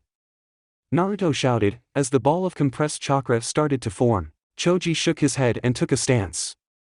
He still has to hit me with whatever that is. With a shout, Naruto charged, arm raised, the ball spinning freely in his grasp. Choji felt a fist thump into his side, another in his back, but he ignored them both. He ignored the pain, the slight nausea from the blow to his head, all the aches he had gained in the fight. He ignored it all, and focused only on the charging Naruto and his jutsu. And just as Naruto reared back to strike, Choji lashed out with his right arm, enlarging it in an instant to close the distance between them. He snapped his hand shut, grabbing Naruto by the head and stopping him cold. Naruto brought his arm around, slamming the spinning ball into his opponent's arm. The moment it made contact, Choji felt his skin tear, his muscle pull and stretch and start to rip. He flinched, snapping his arm up and away from the attack, and bringing Naruto with it. His arm still screaming in pain, Choji to instinctively let go of the painful thing he was holding, inadvertently tossing his opponent. Naruto flew long and far, slightly dazed from the impact of running full tilt into Choji's unmoving arm. He shook his head, his hands raising to form some shadow clones to toss him back, but he had already landed, crashing into several benches that had been quickly vacated by its occupants. In the stands, Naruto pulled himself up, setting a leg on the bench and preparing to jump back in, when Hayate called out from the arena, "Uzumaki Naruto and Akimichi Choji have been disqualified." "What?" said Sakura. "And Sasuke. And Shikamaru." "What?" shouted Kakashi. "And Guy. And Asuma." "What?" screamed Jiraiya. "What?" thought Hiruzen, running a hand over his face. "What?" mumbled Naruto before flopping down in place with a grunt, surrounded by wrecked stadium seating and slightly aggravated audience members. "Meow?" said Kiri. "Arf?" said Akamaru. "What?" thought every single reader of this story. And Orochimaru smiled and glanced at the sun. Author's note. The explanation is in the next chapter. Please read, then post your angry I quit review. I have been honest in saying I prefer to do the unexpected, but I bet none of you expected him to lose to Choji. Please understand, this is not the end of the story. Much like his failure to escape Haku's mirrors in time to save Sasuke in canon, it's a minor loss. Chapter 38, Delusionary Curse. Hiruzen sighed and signaled the proctor. As much as it pained him to damage the chances of promotion for a deserving shinobi, some things could not be permitted. "What? How is that even possible?" shouted Jiraiya, jumping out of his seat. He had to shout loudly, to be heard over the sound of Asuma's crowing. So he got tossed out of the arena, so what? They didn't say he couldn't leave the arena. He's still good to go. Jiraiya stood up, waving his arms and shouting, only to get tugged back into his seat by Guy and Myoki. "Jiraiya-sama, they had to do that," said Guy. Beside him, Myoki nodded. "Think about it, Jiraiya," she said, gesturing to the remains of the multi-story house in the middle of the arena, smashed nearly flat during the fight. "You shinobi are capable of demolishing houses with your fists, or bits of paper, or even mere wind.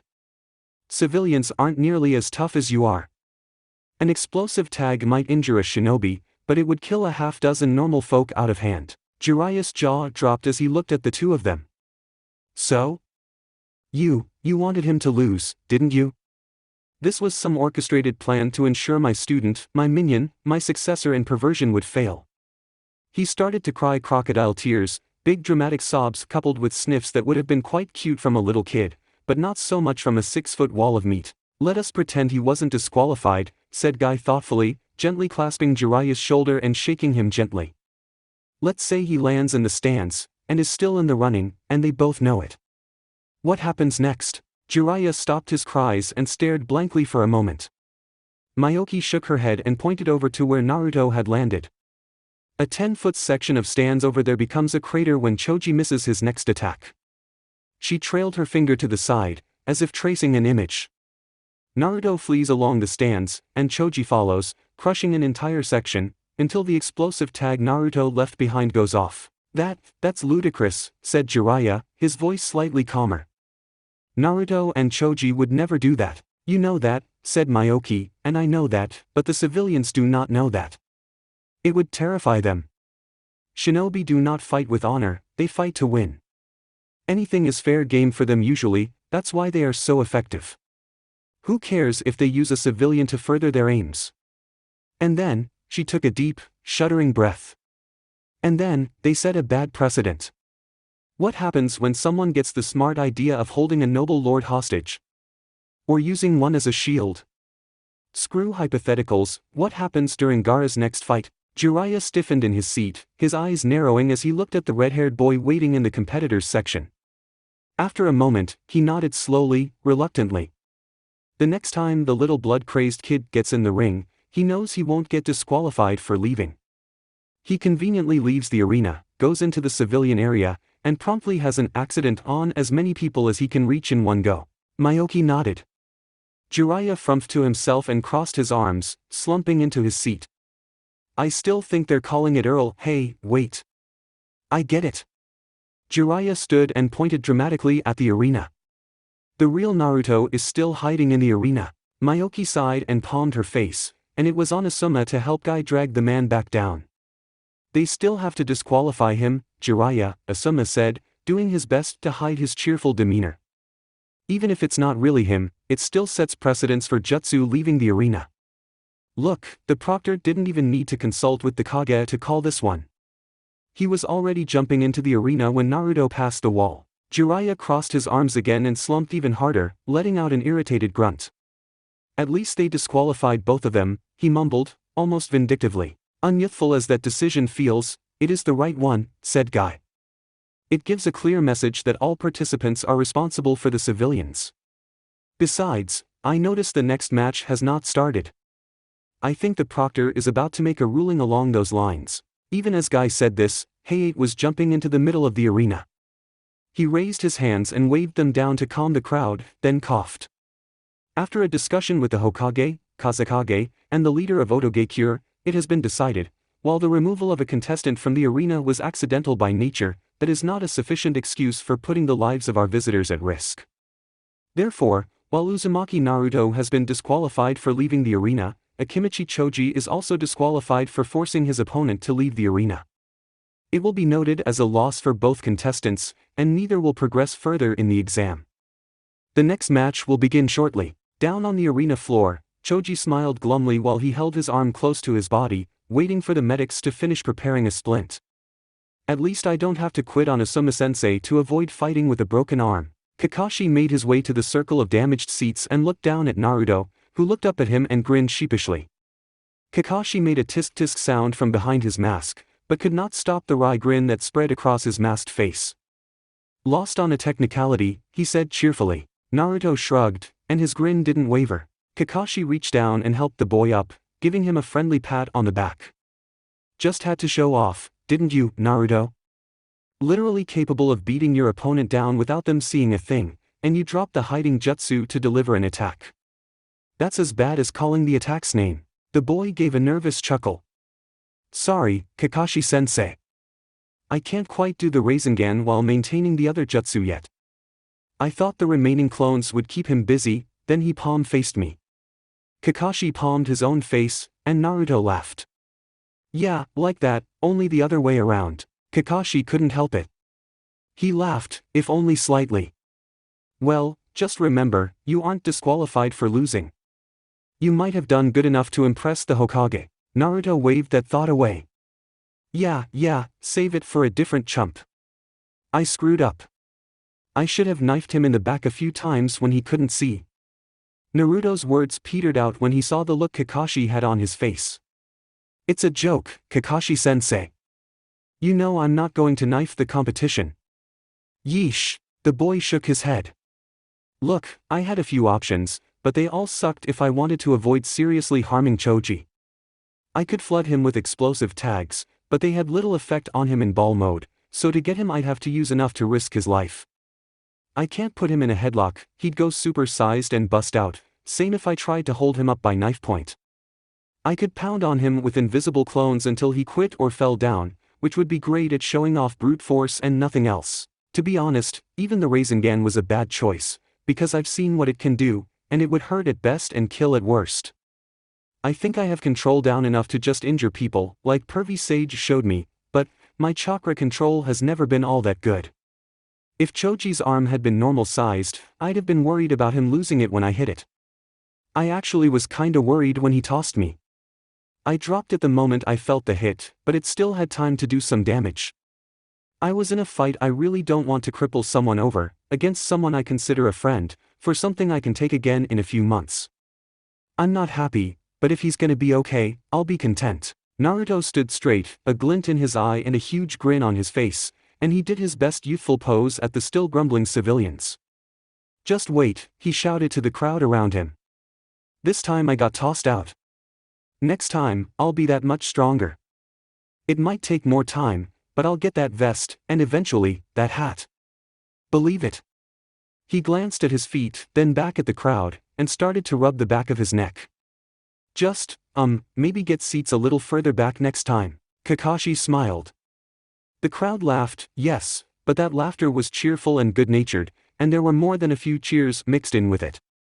He'd come expecting to have to prop his student's mood up, only to watch him bounce back from this disappointment. Good for you, kid. Come on, said Kakashi, leading the boy away, we'll go join Jiraiya, and you two can tell me about how your trip went.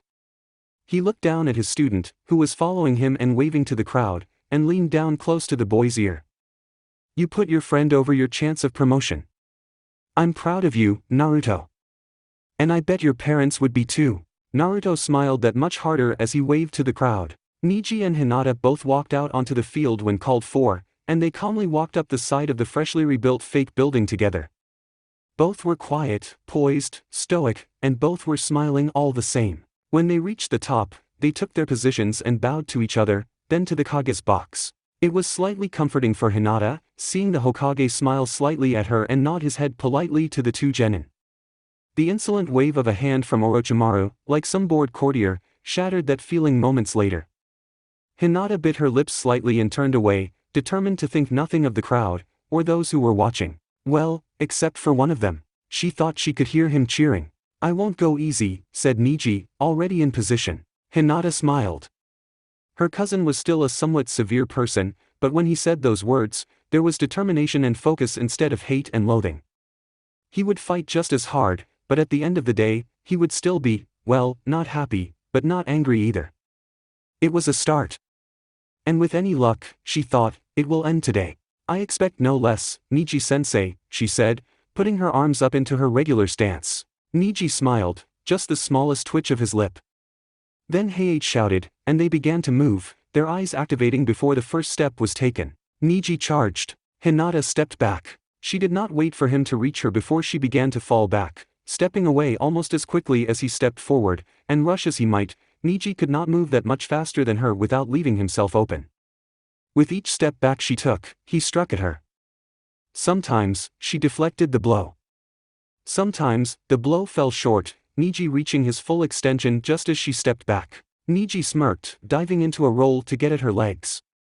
Hinata reacted not with a jump, but with her own roll to the side, rising to her feet at the same time as Neji and continuing their dance. I won't make the mistake Kabuto did, she thought as she dodged. She had been talking to her father during the previous month, whenever the three of them were not training together, asking him about anything she thought might be relevant.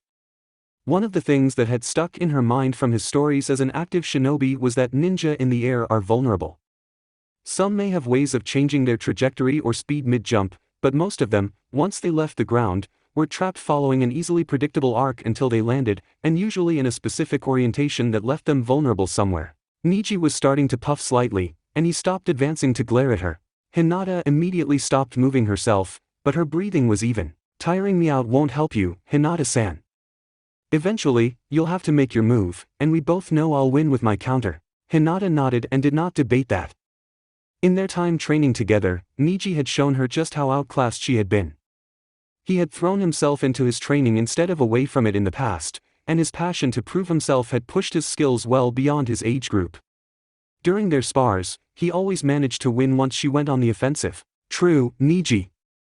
But you still have to hit me. He nodded, acknowledging her point, and even as he did so he lunged, tucking into another roll.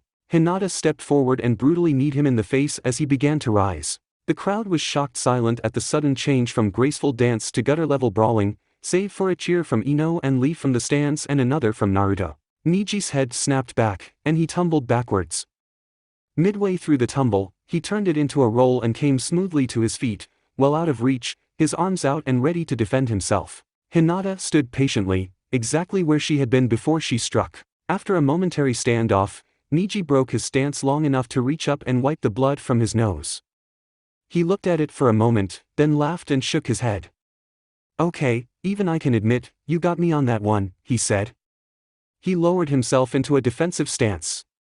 Maybe I should force you into attacking, instead. You can't win if you don't attack. She did not move.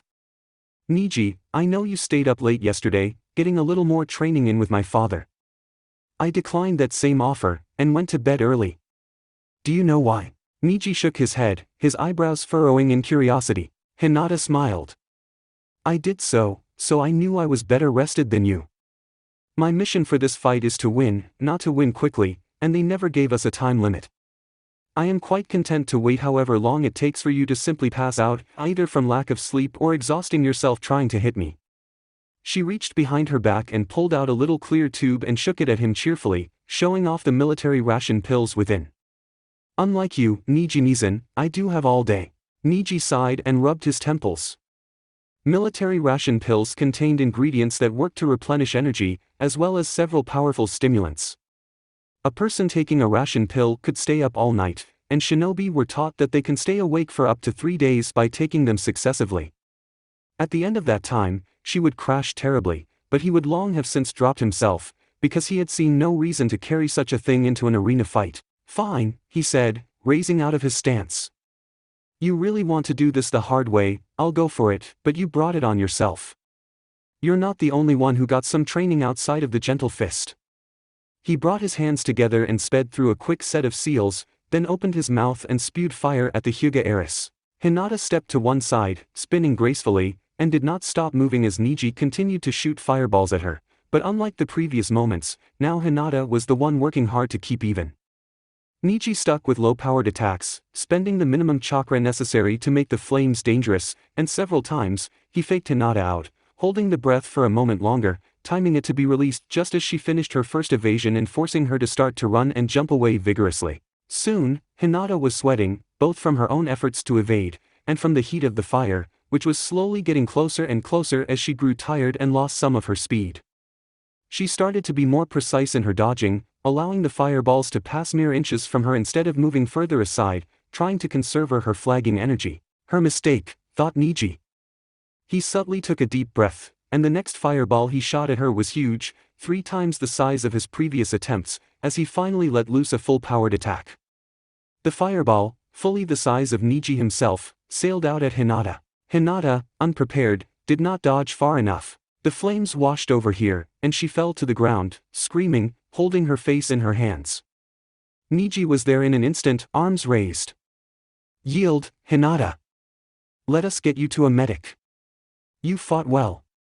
Don't make me crush you. She raised her head. The crowd winced, as did Niji. How could you, she whimpered, tears rolling down her face. What was left of her face? The entire right side of her face had been burnt, the skin cracked and blackened. Blood and clear liquid dripped from the burn, and her face flexed unnaturally as she spoke. That eye was now a milky white, unmoving even as she tried to look up at him. How could you, and Niji? And now he'll never LL. Her head bent down again, covering her face with her hands, and her silent tears gave way to racking sobs and muffled words. Niji shook his head, uncertain what to say. What apology could make up for this? What oath? What act could ever repay her injuries? He knelt down in front of her, and she raised her hands trying to ward him off blindly. He brushed her hair back gently to try and look her in the eye, to say something, anything, her hair. Her unburnt hair. A cold chill passed through Niji, right about the same time Hinata's wildly groping hands made sudden and precise contact with his shoulders. You are in range of my divination, cousin, she said, her voice suddenly cheerful.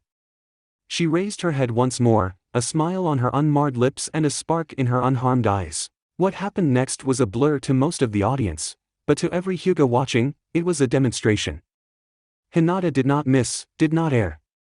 Her every strike was as precise as any Hyuga could want, her touch light, and the effects devastating. Every Hyuga watched as Hinata systematically shut Niji's chakra network down, and finally, Niji fell, his body rendered useless. That was cold, he said, face down on the ground, his voice muffled. That was very cold, pretending to be crippled. And as much as I want to be angry at you for it, I can't help but feel a little impressed. How did you do it? Hinata reached down and rolled Niji on his back, then knelt next to him so he could see her. A simple henge, cousin. She held out her arms, revealing the burn marks on her coat, and the occasional hole leading to a burn on her arm itself. I took the hit and faked a worse injury to draw you in. I then did my best to act like I used to, like I was broken. I knew you had a heart, Niji. She smiled down at him. Niji grunted, then grunted again, and soon he was laughing. He stopped when Hinata reached down and removed his forehead protector. "What are you doing?" he asked, trying to move away. She set the protector down and leaned over. "Do you think you can trust me, Niji-kun?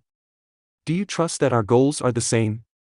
Do you trust that I am competent?" Niji stared at her for a moment, then grunted in agreement. "Then trust me now," she said, raising her hands in a familiar hand seal. The hand seal to activate the Hyuga cursed mark. His forehead flared in sudden pain, and his body shook as he struggled to grasp at the seal, his body instinctively trying to end a pain it could not reach. Niji clenched his teeth and watched as Hinata leaned forward, her eyes narrowing, and after an infinite moment of pain beyond measure, her hands lashed out, all 10 of her fingers striking his forehead at once. The pain stopped, to be replaced by a sensation Niji could not explain, like the feeling of a cool breeze passing through his mind. There was a curious muttering of the crowd, and the sound of sudden movement as every Hyuga stood as one. Every Hyuga but Hayashi, who was sitting quietly and stoically, as appropriate for a clan head of his stature. Hinata sat back, looking up at the stands where her family was standing. "You have been lied to, cousin," she said, loudly, her voice carrying enough to be picked up by the cameras. "They say that they seal away the siblings of the heir to the clan. This happens as soon as the heir is confirmed. In my case, they claim they have not yet sealed my sister because they thought I might be unfit to lead. Having won, I expect they would have sealed her this very night." She looked down at her cousin, and her face was neither soft and gentle, but angry.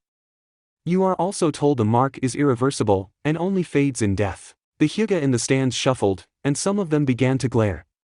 One elder stepped forward, raising a hand. "Stop, Hinata. You will not speak of this. Come down here and stop me," she called out. The man frowned and started to move forward. "Come down, in front of our village, our country, and the world, and show them that we have a secret so terrible, you must beat me down before them to silence me," she shouted, pointing at the screen above her, which immediately switched from a view of her in the arena to a nice close-up of the elder in question. "You can ask, you can plead, you can shout. You can do all of that. But nobody but the head of the clan can order my silence." She smiled.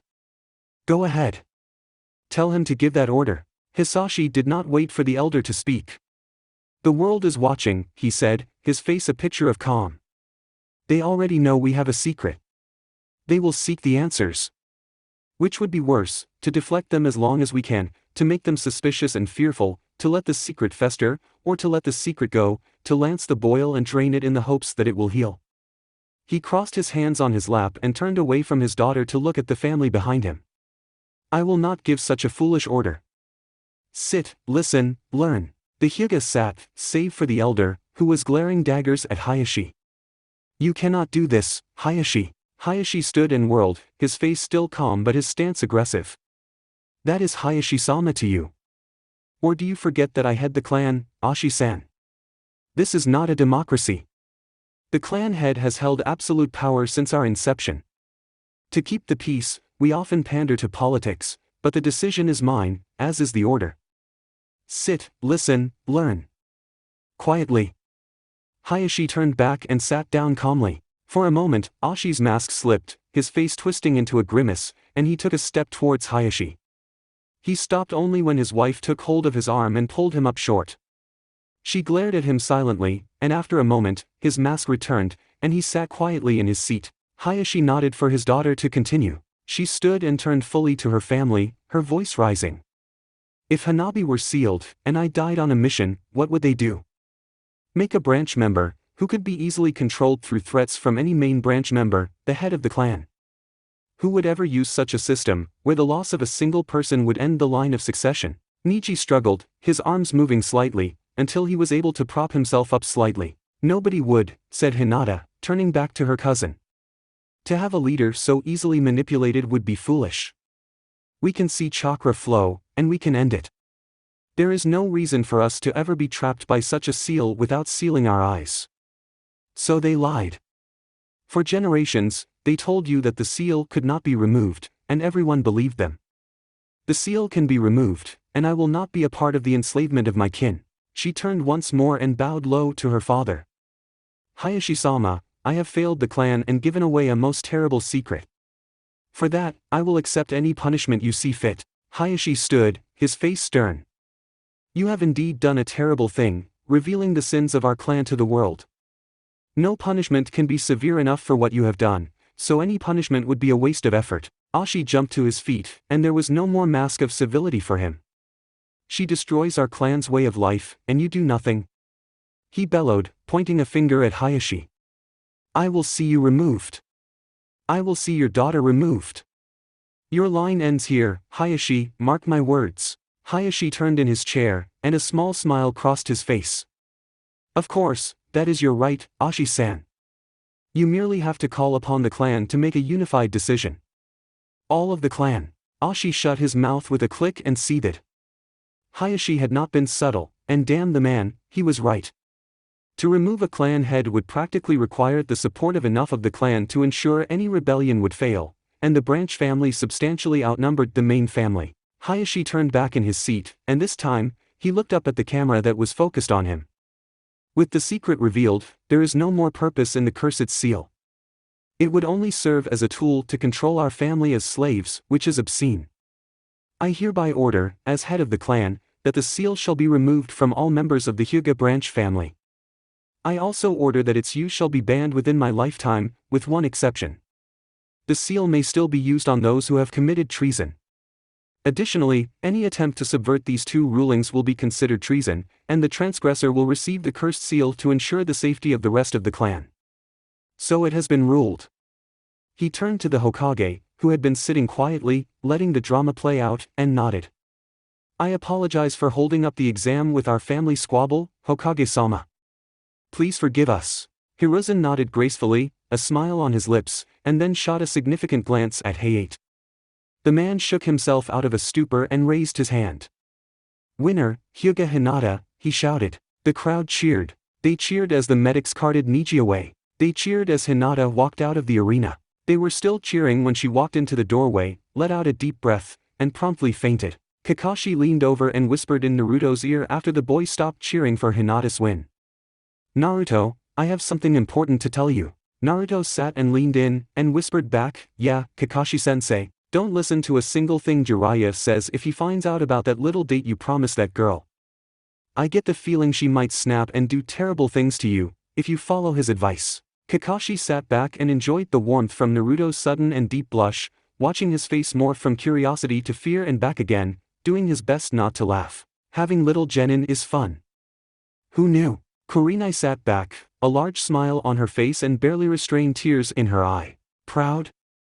Asked Asuma, reaching an arm around her shoulders and giving her a squeeze. Like you would not believe, she replied. A most interesting drama, Hokage-san, said Orochimaru from his seat. I thank you for your patience in letting it play out. It was quite enlightening to observe. Hiruzen grunted. He could guess about Orochimaru's interest in the matter. The downside to the loss of the cursed mark was that theft of the Hyuga's precious dojutsu would be easier now, but there were always ways around the mark. Hiruzen knew of at least one distant shinobi who had managed to steal an eye during the last war. In the end, the risk was not so much worse than before. Raza, meanwhile, grunted in distaste. I don't have that same patience, myself. Such a thing would not happen in my land, with my people. I would ensure it. Speaking of your people, said Orochimaru, leaning forward slightly, I would like to make a suggestion to you too, Lord Kazekage, Lord Hokage. If I may. The two Kage shared a glance, and Raza nodded. Your shinobi. Gaara, was it? He is singularly powerful. Almost as if he were a monster. Orochimaru grinned at Raza, who glared in return. I half suspect he will easily overpower his further opponents. So much so, that it would be murder to send these other genin against him alone. Why not have them all fight at once? Hiruzen frowned. 3 against 1 seems unsporting, he said, his mind clicking along as fast as possible. What do you want, Snake? Now, it makes sense, Lord Hokage, said Orochimaru, his smile unwavering. If you send them one at a time, he will eat them. But when they inevitably team against him, they will probably have a chance to at least survive when they lose. Hiruzen was silent, glaring at Orochimaru and trying to think, but all that came to mind was the sinking sensation that the Sannin might be right. From what he had seen, Gaara would kill the others in a solo fight.